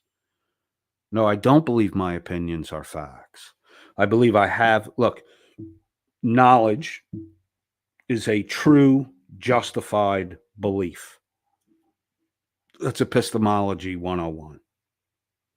Knowledge is a belief that you have not only found to be true, but has been justified, that's when it becomes knowledge in epistemological terms. So you do the mere opinion thing because you think opinions can't be proved or disproved. You think opinions are vacuous things. If it's your opinion that the moon is made out of cheese, that's your opinion. It's fucking wrong. It's absolutely wrong. You want to reduce to opinion to get rid of that pesky thing called truth. Opinion is where you start. Sometimes you don't even need to have an opinion. You open the fucking shade, you look outside, you say it's dark out. If the sun's down, it's actually dark. That it never was an opinion. Right from the rip, it was a statement of truth or falsity. There was never any opinion to it. But you want to reduce to opinion so you can circumvent the problem you seem to always have with truth. You claim the giveaway violates U.S. and Welsh law. I just explained it to you. You should actually go and read it, and then you would know. This took like 2 seconds to find the laws on the internet. Outside what you believe is the law he's violating, that would be Welsh law. You're right. I do believe he's violating Welsh law and he's violating U.S. law. And I'm sure if I looked at the legal codes for Australia, New Zealand, and the other places that donated on this little thing, I'm sure he's breaking the law in those fucking countries too.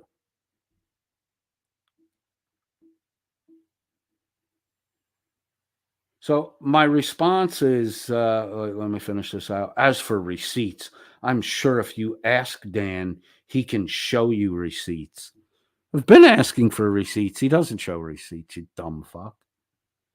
Maybe do some actual research. I did actual research. I went back to June 15th. I pulled Dan's actual accounting for the prior month's raffle. What do you mean do actual research? That's exactly what I did and presented yesterday. Here's what I found out. Blekka's the one holding the money. Blekka's the one holding the money because Dan's in Britain and Blekka's in the US. This is deductive reasoning. You deduce these things. Why would you dollar denominate US dollars when the guy who's getting the money is in Britain? Okay? You're not. You're holding the money in the US. Who's in the US? Becca. Becca, Hank, and Jim are in the US. So Becca, Hank, or Jim are holding the money. Who's keeping the records? Becca. Who's doing the reporting? Becca. Okay, Becca's holding the fucking money. Becca's holding the fucking money. That's how you get there. It's not an opinion. I'm sure you don't know the fucking difference. Research is what I did. I did research. That's how I know that Dan didn't calculate the 30% withhold for the super chats, which you claim he's fucking paying. How could he pay it? He didn't calculate it. Look at the June 15th video. I did fucking research. Not only did I do the fucking research, I took my time to fucking present it. So the receipt is there, you fucking idiot. My God, you're fucking dumb. Holy shit. Look, scripture time. Wide is the way that leads to destruction. Narrow is the way. Narrow is the way. There are so many of you guys. Just Benj 40. There are so many of you fucking guys. Your path is so fucking wide that I'm like, all right, that might be one of the ones I want to fucking avoid. You don't know the difference between a deduced fact, an induced fact, an irrefutable fact, and opinion. You don't know how to get from opinion to fact.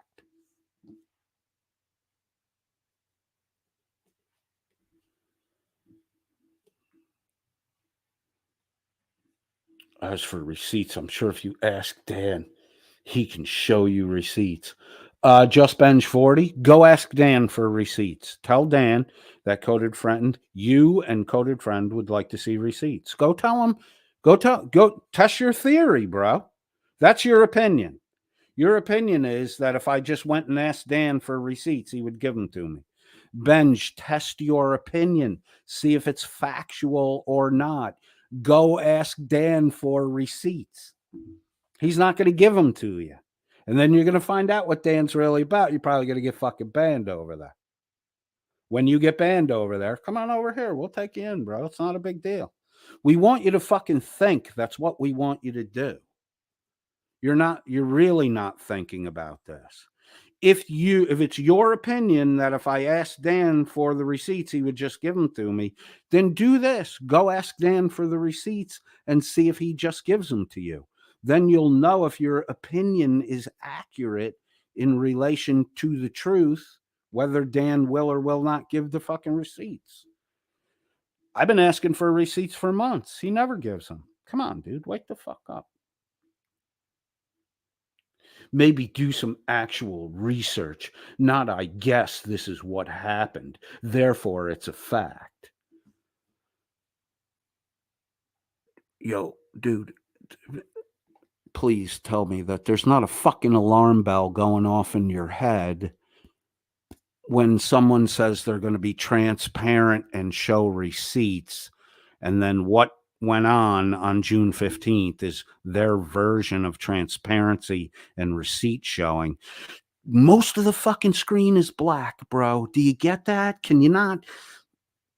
There's 2 columns. There's 6 data entries on an entire Excel spreadsheet. It's zoomed up. You're seeing 2 6-cell columns, and the rest of the fucking screen is black. That's not transparency. Like that alone right there, archetypically, like just as an archetype of not fucking transparent, a 95% black screen should be like, holy shit, there's real symbolic value in this blackness.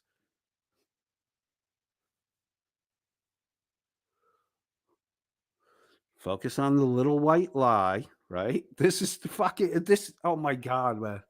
Holy shit.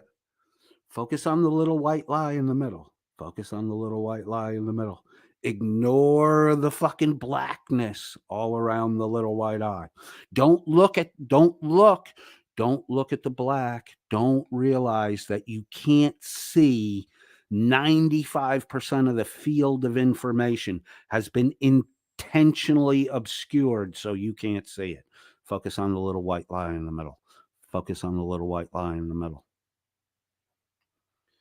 Their whole presentation of receipts screams, we don't want to fucking tell you anything.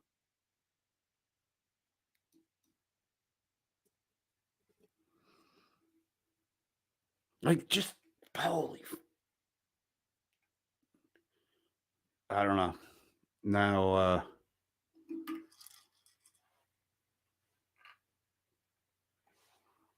am I too smart to be here?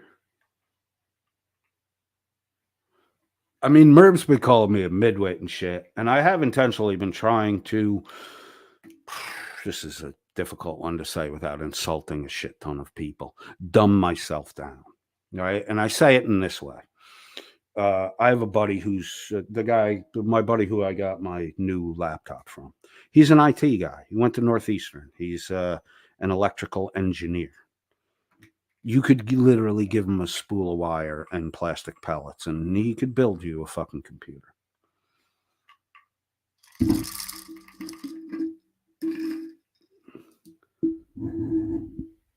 His older brother, we're friends. We've been friends for a long fucking time. The IT guy we ran together as kids. They're fucking hilarious. And we're tight. We're peas in a pod. His older brother's a fucking little bit of a hellion. And he was a year older than me. My buddy's 2 years younger than me. His older brother was a year older than me. I steered fucking clear of him 4 years of high school. If he was on the left side of the hallway, I got the fuck on the right side of the hallway because I had a reputation for fucking starting fights, and he had a reputation for knocking motherfuckers out.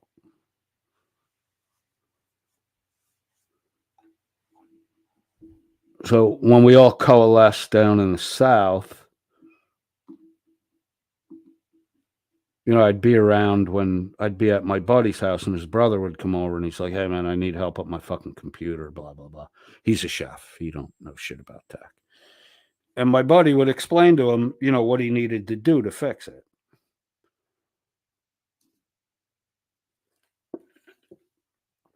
And he's like, you need your DOS boot prompt when you fire up the machine. You got to enter into the BIOS. And my buddy's older brother is fucking just looking at me, shrugging his shoulders. And I'm like, yeah, dude, that's exactly what you need to do. You're looking at me like he's bullshitting you. And we were together, we were cooking for the day. And my buddy's older brother and I had to run to the supermarket to get butter or something.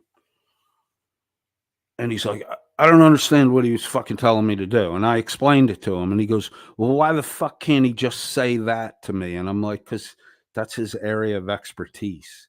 What he said to you is the simplest way he knows how to say it. I'm not an IT guy. So when he talks to me that way, I have to figure all that shit out for myself. This is what he said. And he's like, I don't understand why he can't just fucking explain it so I can understand it. I'm like, dude, he's not able to dumb himself down to your level of understanding. I mean, everybody cooks. Everybody knows how to cook. This guy's a 5-star chef.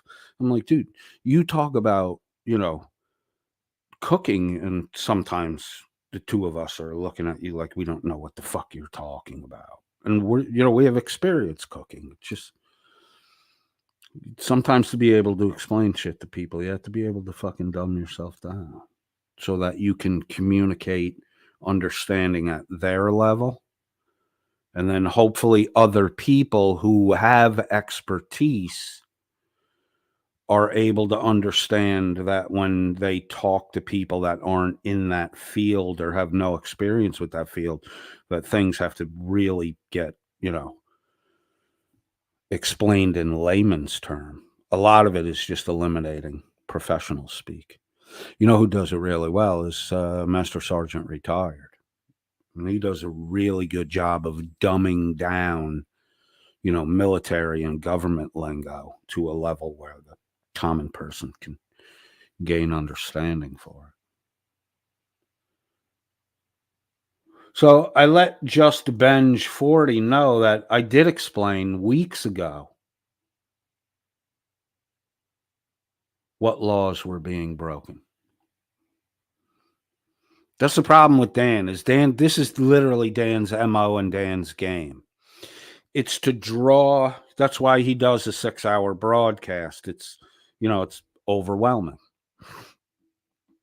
If you don't listen to Dan and somebody says, hey, Dan said blah, blah, blah about you and, this event, if the person didn't give you a fucking time marker, you're just like, fuck, man, I'm not listening to 6 hours of this fucking moron to find this. So you tend to let it go. That's how Dan gets away with a lot of bullshit. People don't call him out because it's difficult to. But that's by design. I told you what laws the motherfucker's breaking. He knows he's breaking them too. That's why he doesn't show receipts. That's why he doesn't give fucking details. So after I let Just Benj 40 know I already covered that stuff, he says, no more replies. He says, coded friend.001, and yet no one has seen these receipts you have. That's a pretty general statement. I have a receipt right here in my pocket. This is a handwritten receipt for a $54 and change oil change. This flimsier piece of paper right here is a receipt from Walmart for a printer ink cartridge. I have receipts, bro. I show receipts all the time. The whole presentation I did yesterday is the fucking receipt, you moronic motherfucker.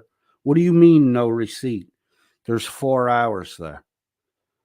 I showed you the bullshit Excel spreadsheet that Dan sold you as a receipt. It's not a fucking receipt. I showed you through their own mathematical calculations that they did not account for the 30% reimbursement for the super chats that YouTube, the cut that YouTube takes. You're claiming Dan did all these things. I showed you how he didn't. I literally showed you Dan calculating it, coming up with a number, and that number does not include a calculation for the 30% withhold from the super chats. And you're responding in that video, in that stream, after that stream has concluded, that the very things I showed in the stream, you said that I showed didn't happen. You're just saying did happen. It's fucking amazing. Are you that committed to lying for this fucking Welsh waterhead? Did you even listen to the stream I did? Because this seems to be a really common thing with the Welsh News Network people, that they just come in and say, oh, you say Dan didn't. Oh, Dan did. And then you'll say Dan did things that you can show he never did. Calculate the 30% withhold. He never did it. That's why Wrangler did what he did and only lost 1,000 out of 3,000 subscribers. Do you understand that?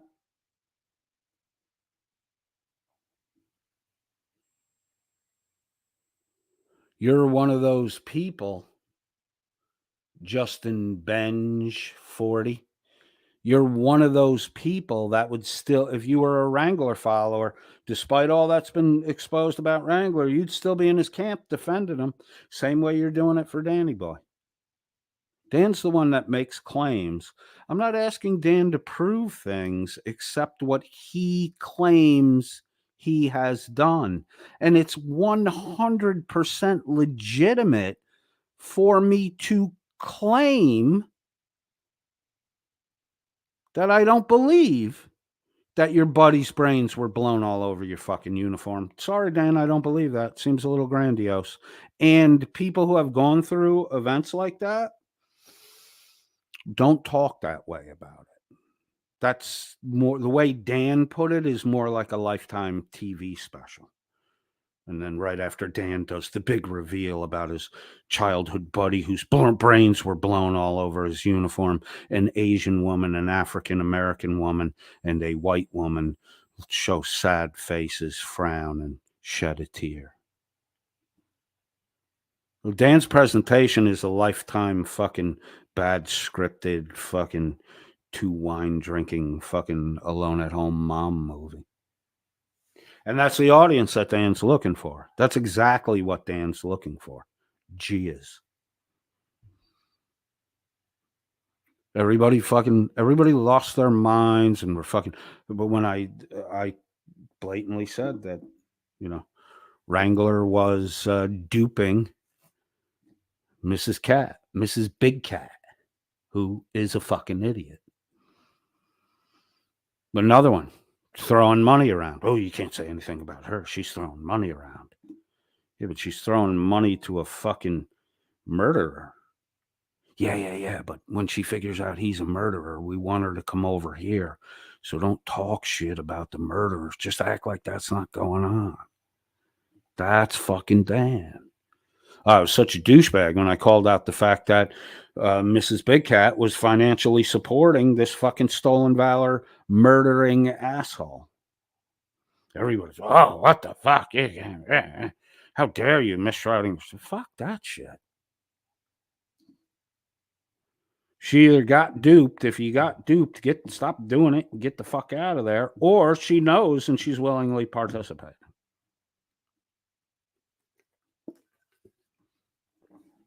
Either way, it looks like she had enough and she's the fuck out of there. How long's Gia going to want the taint of your shit on her, Dan? And yet, no. So he asked me to prove what laws were being broken. My response was, I already did that. I did it weeks ago. Proved the laws that were broken. Then he follows up and says, and yet no one has seen these receipts. I did a stream about it. If you haven't seen it, that doesn't mean the stream doesn't exist. That means you haven't seen it. I'm alerting you to the fact that I already did that. Explain what laws are being broken weeks ago. And your response is, and yet no one has seen it. Again, you're the one who hasn't seen it, but you universalize yourself as though your experience is everyone's experience. You're a dumb fuck, dude. You really are fucking dumb. You belong at Welsh News Network. No one has seen these receipts, and you have. No one has seen the receipts you have. You're too scared to come on camera. You state opinions and expect gullible people to believe them as facts. I didn't state opinions, bro. Look at the stream I did. I gave you facts. Dan said he's going to show you receipts. He didn't show you a single fucking receipt. He showed you shit Blecka made up in a fucking Excel spreadsheet. 90% of that screen is blacked out. You're only seeing the little white lie. Jesus Christ, you're a fucking waste of time. And expect gullible people to believe them as facts. The opinions you state. I didn't state any opinions, dude. Dan did not show a single receipt. When he did the June 15th, go to Welsh News Network, June 15th. Go on. Go look at it. Show me where he showed a fucking receipt. That's not an opinion. That's a statement of fact. Dan did not show a receipt. The winner of the raffle from the month before, these are the stated rules, is to pick the following month's charity to be donated to. On the day of the drawing, after all the money was drawn, Dan decided, no, poo-poo on that. No. I, Dan, am going to pick the charities. And then I'll inform you, but I've already picked them. And so they're already picked. He's not following his own fucking rules. There's always a fucking sign that it's a tyrant. It's a fucking tyrant. Dan's a tyrant. The rules are, I make the rules. I'm not subject to the rules. That's Dan. Dan isn't subject to his own rules.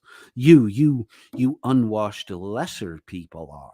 The ones who kick up all the fucking money that Dan steals. They're the ones that have to follow the rules, not Dan.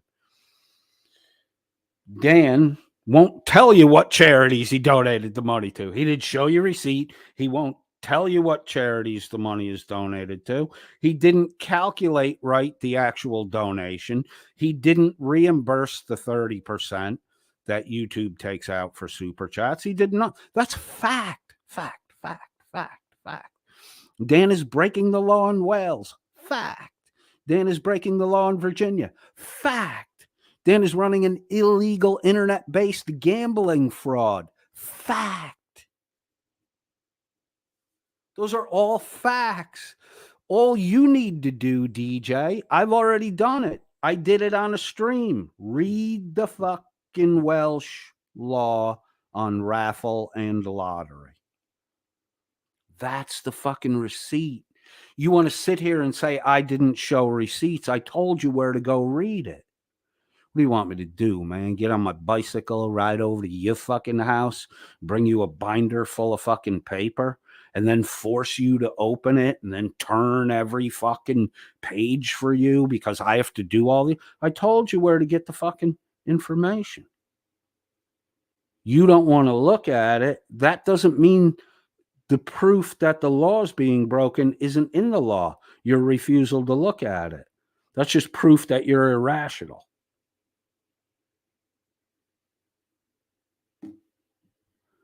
You want to close your eyes and say, no, no, no, I can't see it. You're wrong. You're wrong. You dude, do that shit if you want. Do me a favor. Do it like a fucking 4-year-old would and hide behind the fucking picture window drapery or the fucking sofa while you do it, please. Then before you go to bed tonight, you can call me with your web camera and you can hold it under the bed and I'll check under the bed and make sure there's no monsters under there that are going to get you when you fall asleep.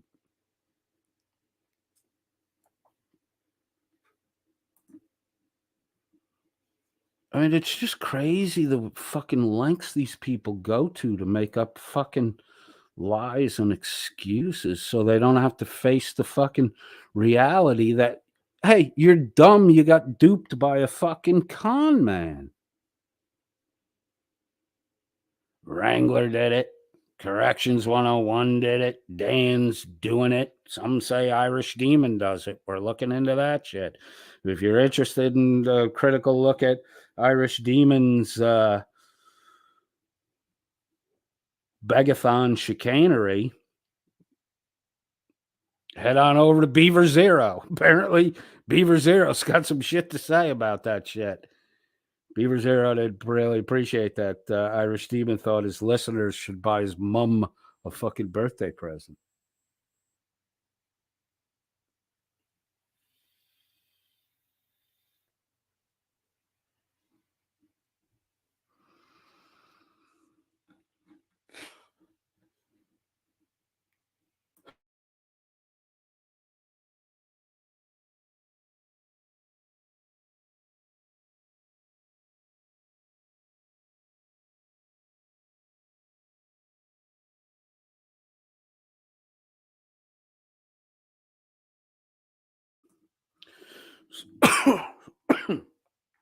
Sorry, I hit that dab. I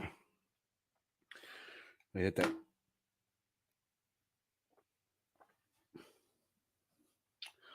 Wow. Hit me. I can't talk.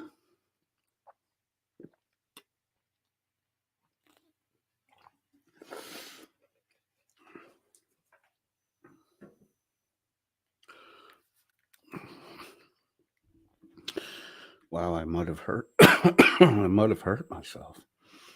Ouch.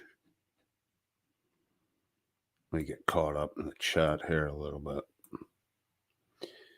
We've been going for 2 hours. Where are we at? Oh, it's 8 o'clock. Was what time are Wally's 9 o'clock, right? We got about an hour to go. Half hour. Yeah, I should wrap this up. Well, I'll get over to Wally's. Well, I'll get over to Wally World. Dermot, if you're still in the chat, would you post Stone Vet and Wally's link again?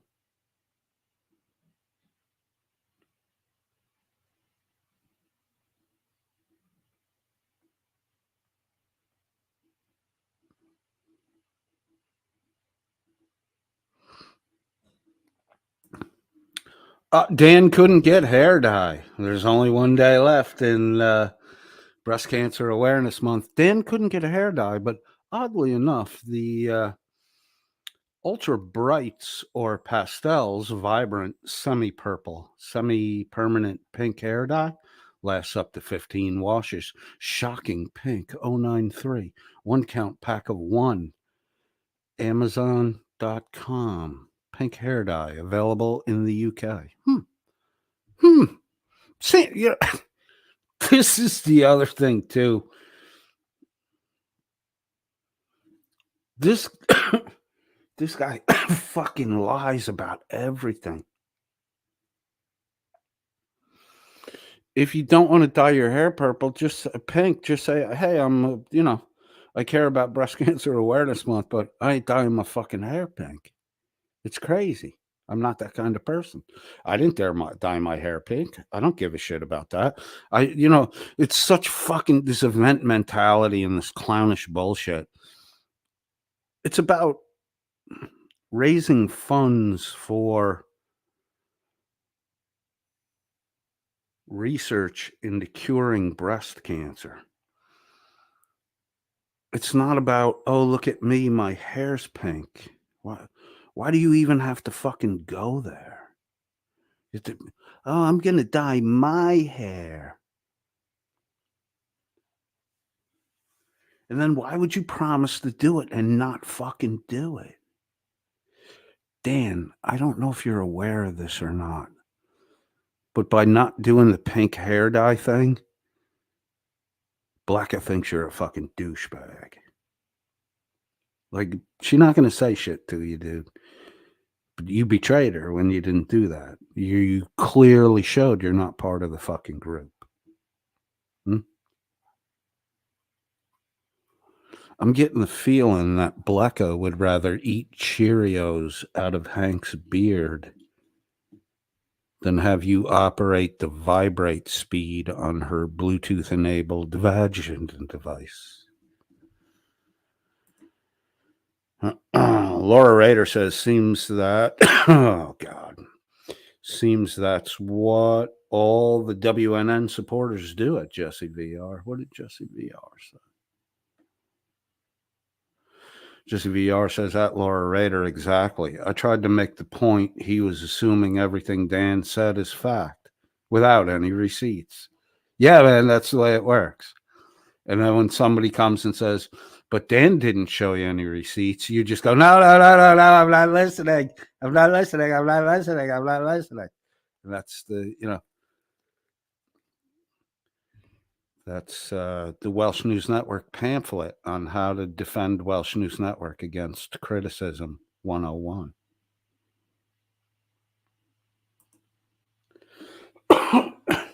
Dermot Costello says, even Limey got pink hair dye. McAddick says Limey dyed it for a different reason. Yeah, he dyed it because he's a pussy. Dermot Costello says, oh, sorry, reference back.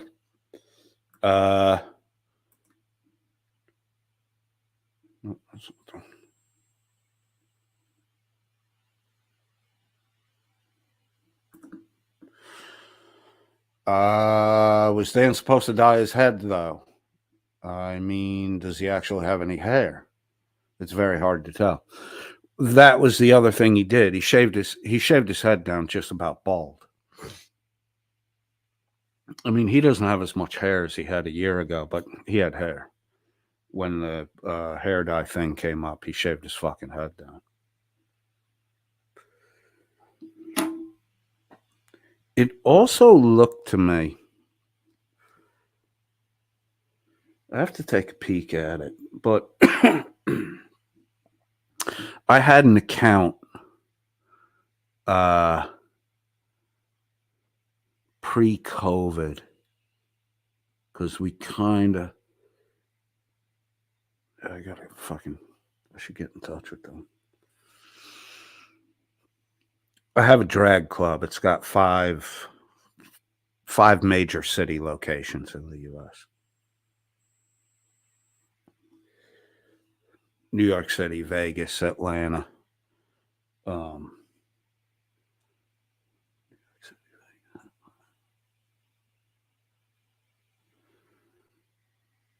think Houston, Texas. I don't know where the fifth is. I'm not sure about Houston either. It's a drag club.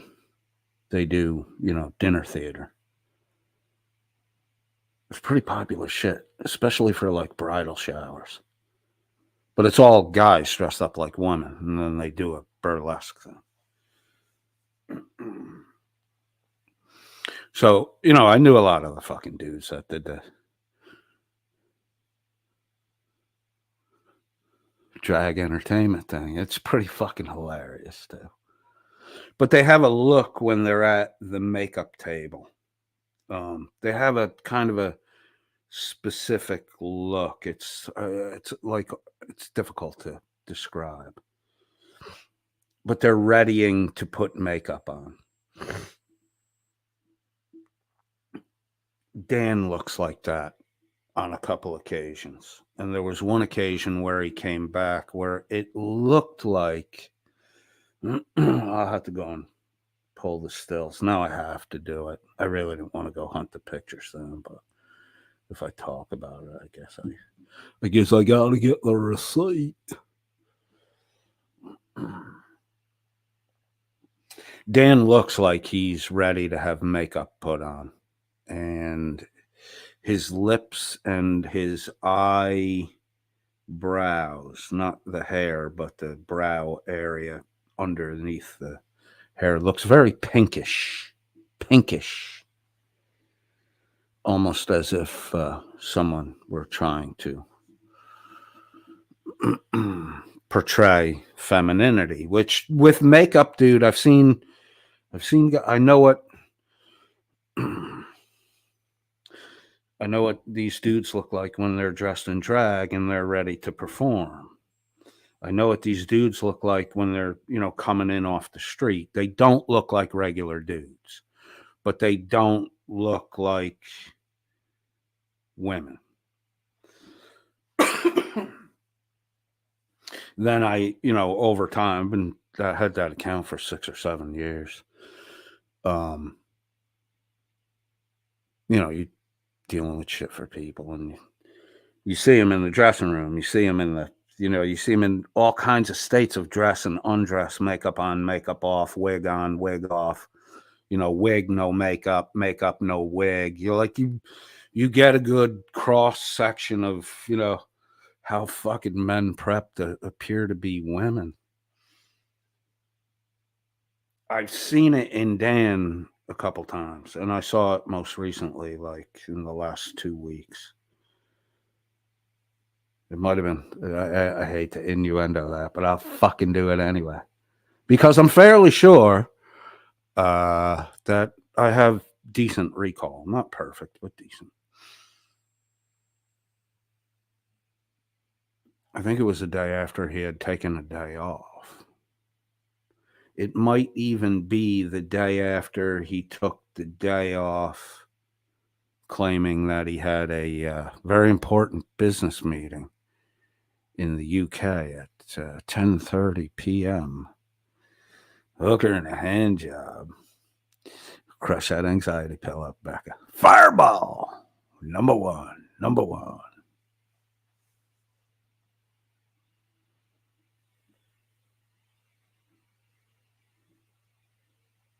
So last summer, number 7 says she would tell us all memory sucked, but she can't remember.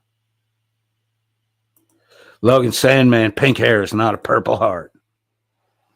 McAddix then also said he's 6'4" and 220 pounds. He can't be 6'4". He would be skinny as a fucking rail if he was 6'4", 220. He would be skinny as a fucking rail. Yeah, he's full of shit, dude. He also claims, like, it's hilarious that when there's a reference to Dan's phallus or a reference that could be alluded to be about Dan's phallus, because it's happening more frequently lately. Jim Finch is required, and Hank's been filling the gaps for him. You're so good about that, Hank. Jim Finch is required to scream out how it blocks the sun. So, his phallus blocks the sun. He's 6'4", 220. Yeah, okay.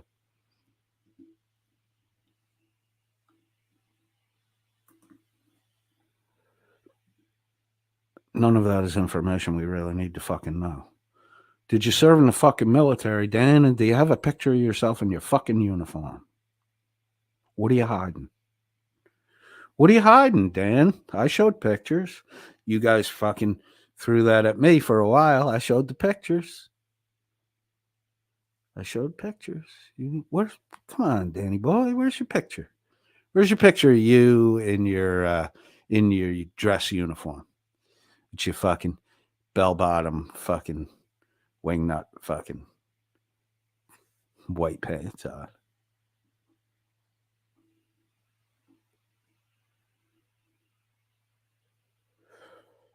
You said you had a picture of yourself with Schrodinger's cat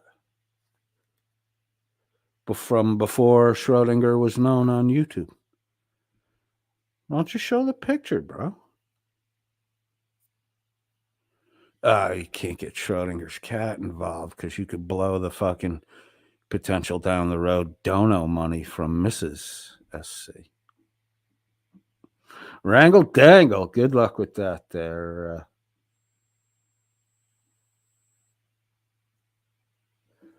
Jesse VR says at Sola Summer number 7. Damn right. Jammin' Jet says at Bandit. Good evening. Bandit is here. Hello, Bandit. There he is. Hello, wave COVID. What? Are you waving COVID around the room? We're not worried about that fucking COVID shit here, dude. Mechanic says, fuck, who let Rebel in? Rebel says, Jim ended up being allergic to the guy. Jim's allergic to everything.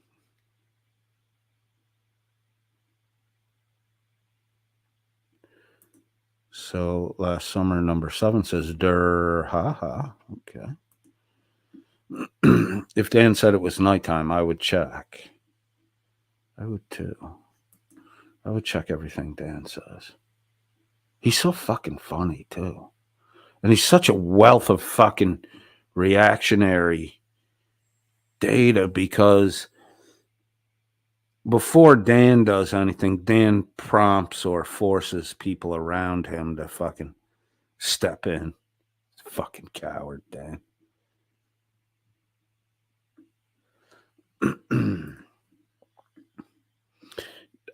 Dan talks often about, me not going to Irish Demons to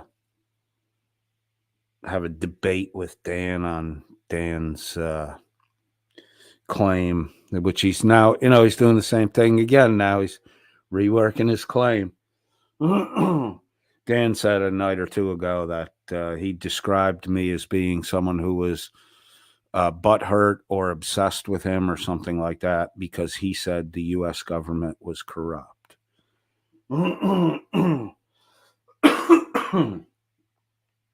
Oh, Dan, I just cleared my throat. This must be a fucking lie.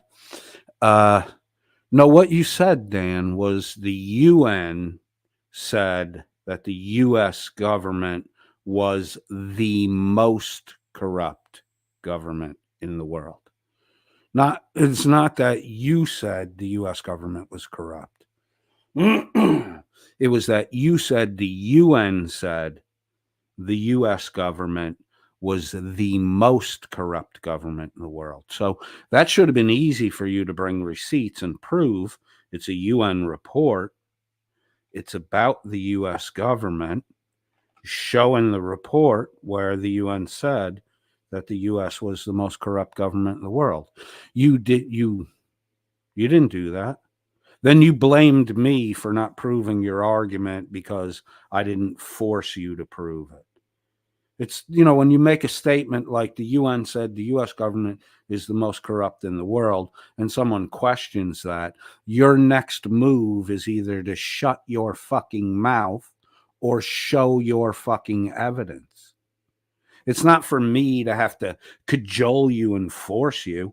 It's either you shut the fuck up or you show your evidence. You didn't show any evidence, and you didn't shut the fuck up either. You kept acting like a little bitchy cunt because you couldn't produce what you fucking claimed proved what you said. And then you went on from there to say report after report says this. And then you went on to say from there, tripling down, every report says the U.S. government is the most corrupt government in the fucking world. You're a liar, Dan, and now you're documenting how you lie about the lies you've told over time. It's amazing. You should save all this, Dan, until you have actual new subscribers, not cell phones that you paid to come click on your fucking page. You should wait to repeat this until you have actual people to fucking talk to.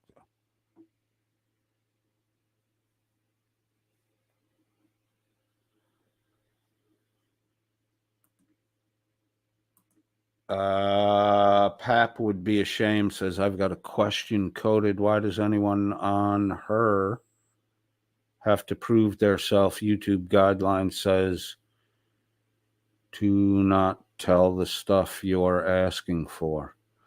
Does it really? Could you show me where it says that? I'd really like to see that.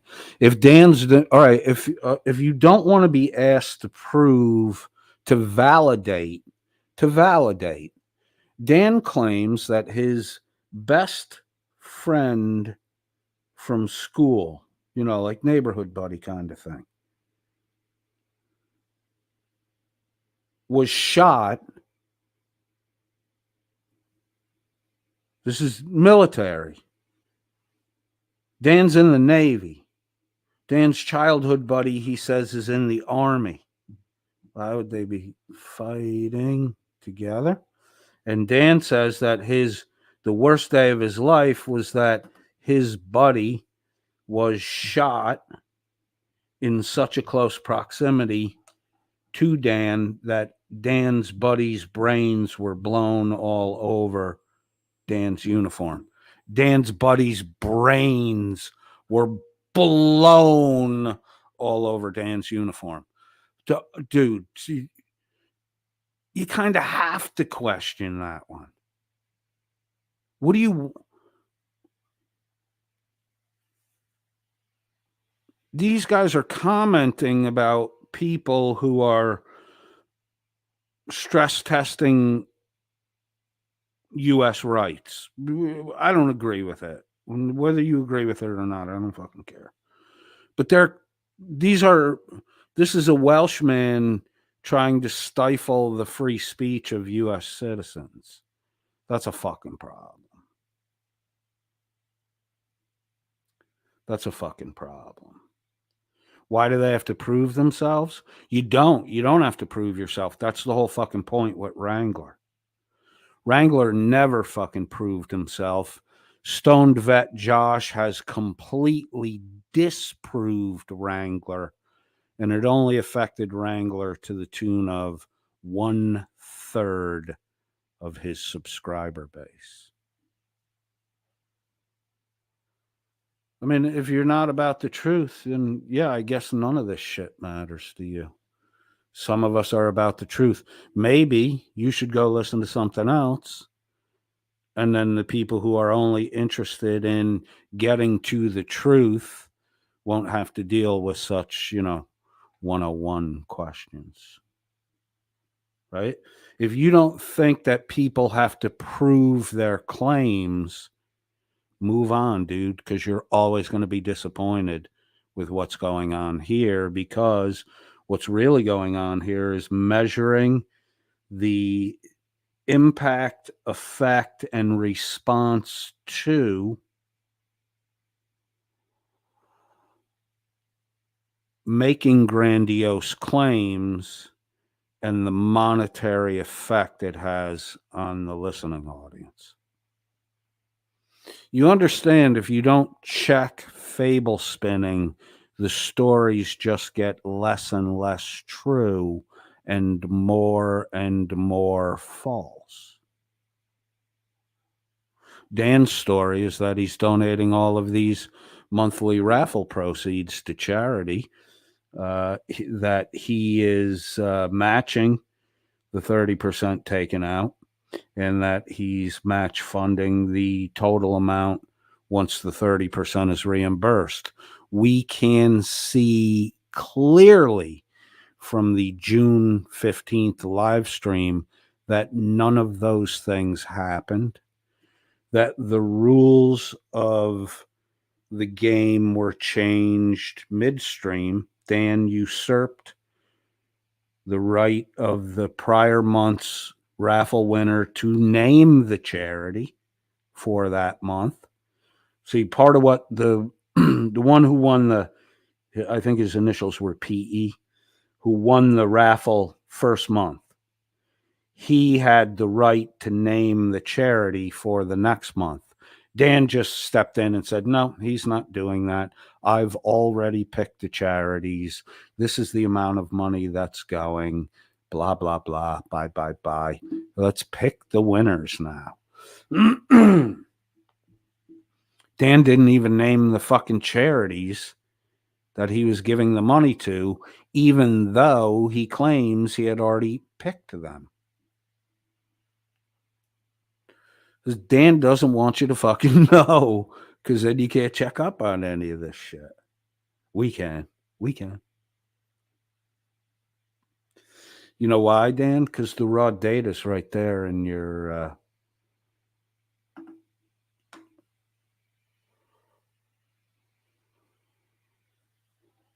the raw data's right there in every fucking stream you have posted up. The super chats, all the money, all that shit's in the side chat. The only thing that doesn't show is the fucking PayPal donations. And I think you're just straight up pocketing them anyways. You're not accounting for those. That's why you didn't do the breakout. That's why you didn't break out your sources of revenue. Super chat, subject to a 30% withhold. Membership purchase, no withhold. PayPal donations, no withhold. You should have 3 sources. You minimally have 2. You could do income source with withheld, income source without withheld, and you could combine membership purchases and PayPal. But it would just seem more transparent to break the 3 separate entities as 3 separate entities, not lump it as just one number, 881. That all that shit's done to make it difficult to decipher the reality of it. And yet, it's not just mere opinion.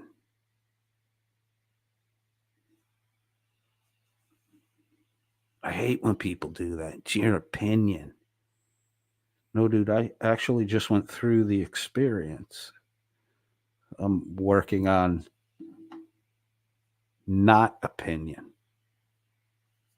I'm working on a posteriori knowledge from experience. I had the experience. It's no longer an opinion.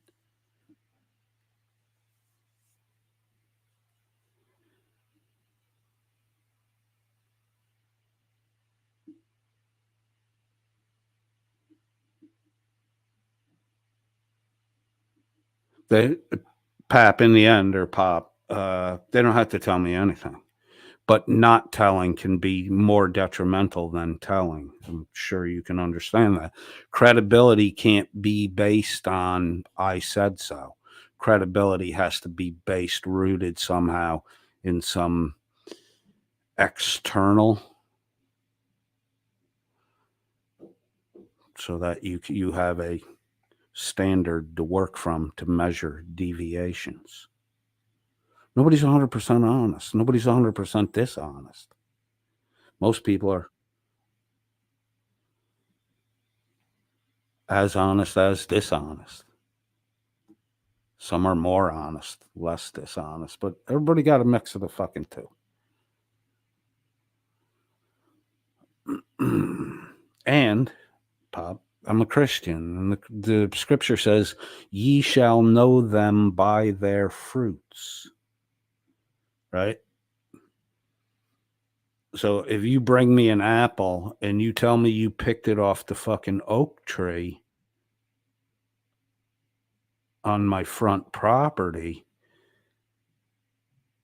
I'm never going to believe that that apple came from that oak tree until I see another fucking apple come off that oak tree. I'm just not going to believe it. The statement itself has no credulity to it.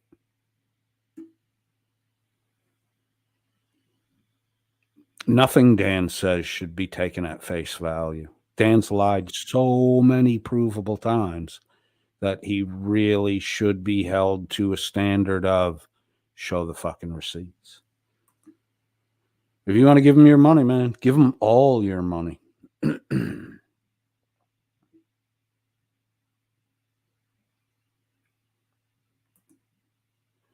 John Clark says Dan's buddy blew his load all over Dan's uniform. I think that I do think that brains is a metaphor.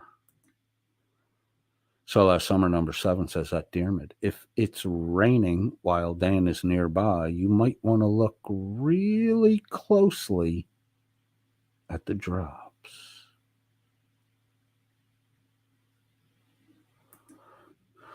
Diarmid Costello has a good question for you, Pop.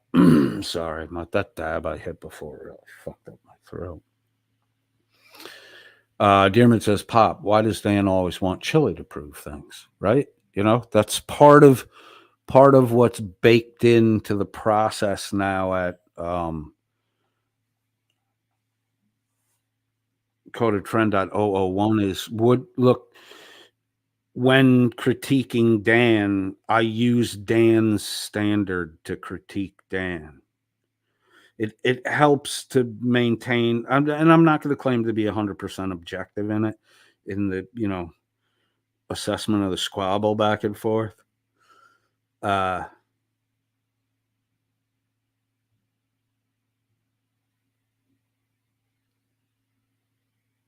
just, I'm going to let that fucking go. I think it's better not to fucking, what the hell, get all fucking cranky pants.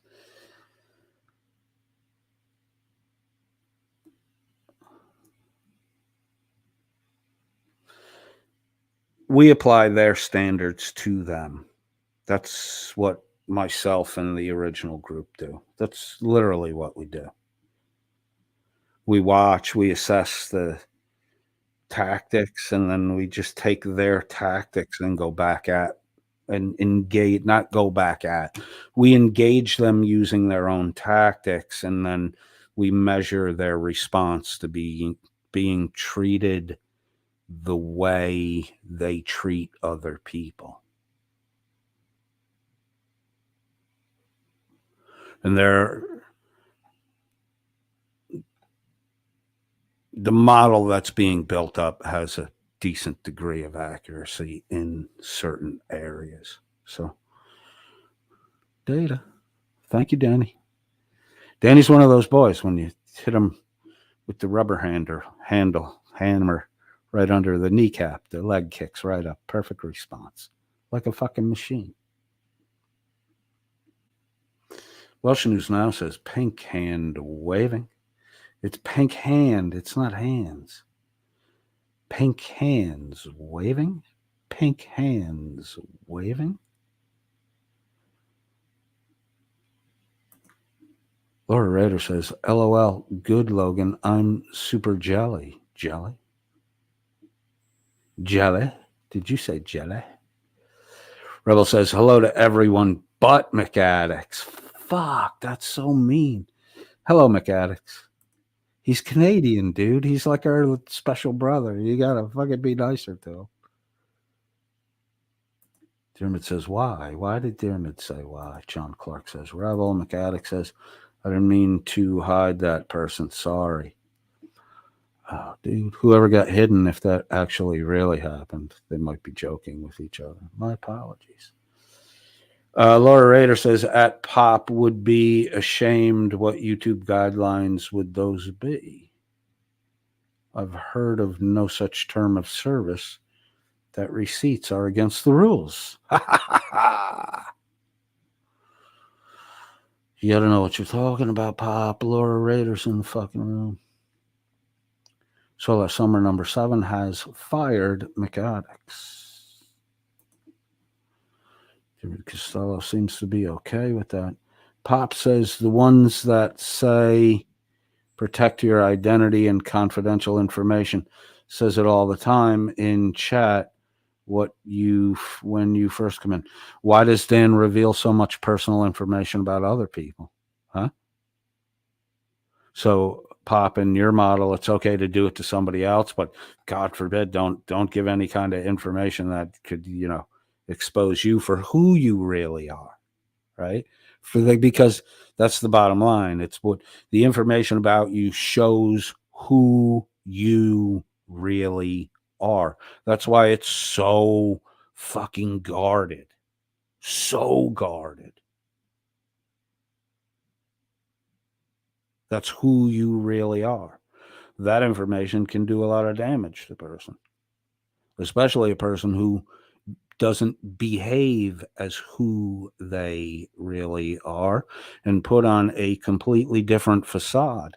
Case in point, Michael William Kaiser. Yes, ma'am, no, ma'am, sister, brother, polite as fucking punch. Polite as punch. Hey, Michael. Going away for the weekend. Can you watch my house for me? That kind of fucking. Oh, he's a nice boy. He's a nice boy.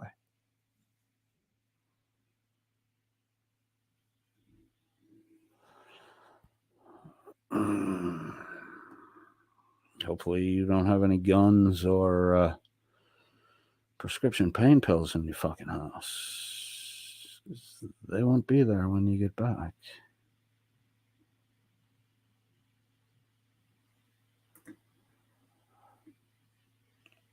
Pop would be ashamed. No, not just Dan. Oh, I missed one, I think. Oh, no. No, not just Dan. I'm saying in general. Oh, Dermot Costello jumps in there with Dan is a scumbag. Dan is a fucking scumbag. Pop, why are you defending that fucking scumbag? He lies about everything. Pop says, I can't stand Dan. All right. At least you got some sensibility. Dude, what, Pop, the real question is, what level of credibility do you expect to have if you can't back up with proof the things that you say?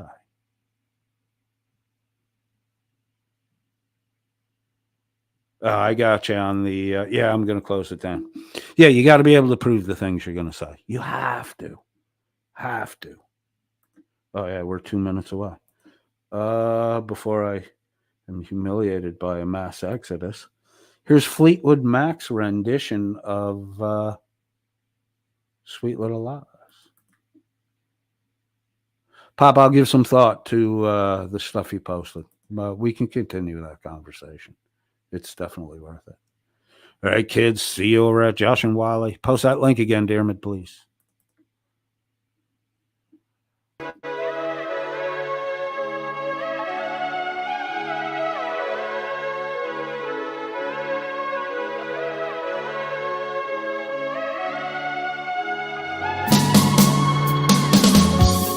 If I could turn the page in time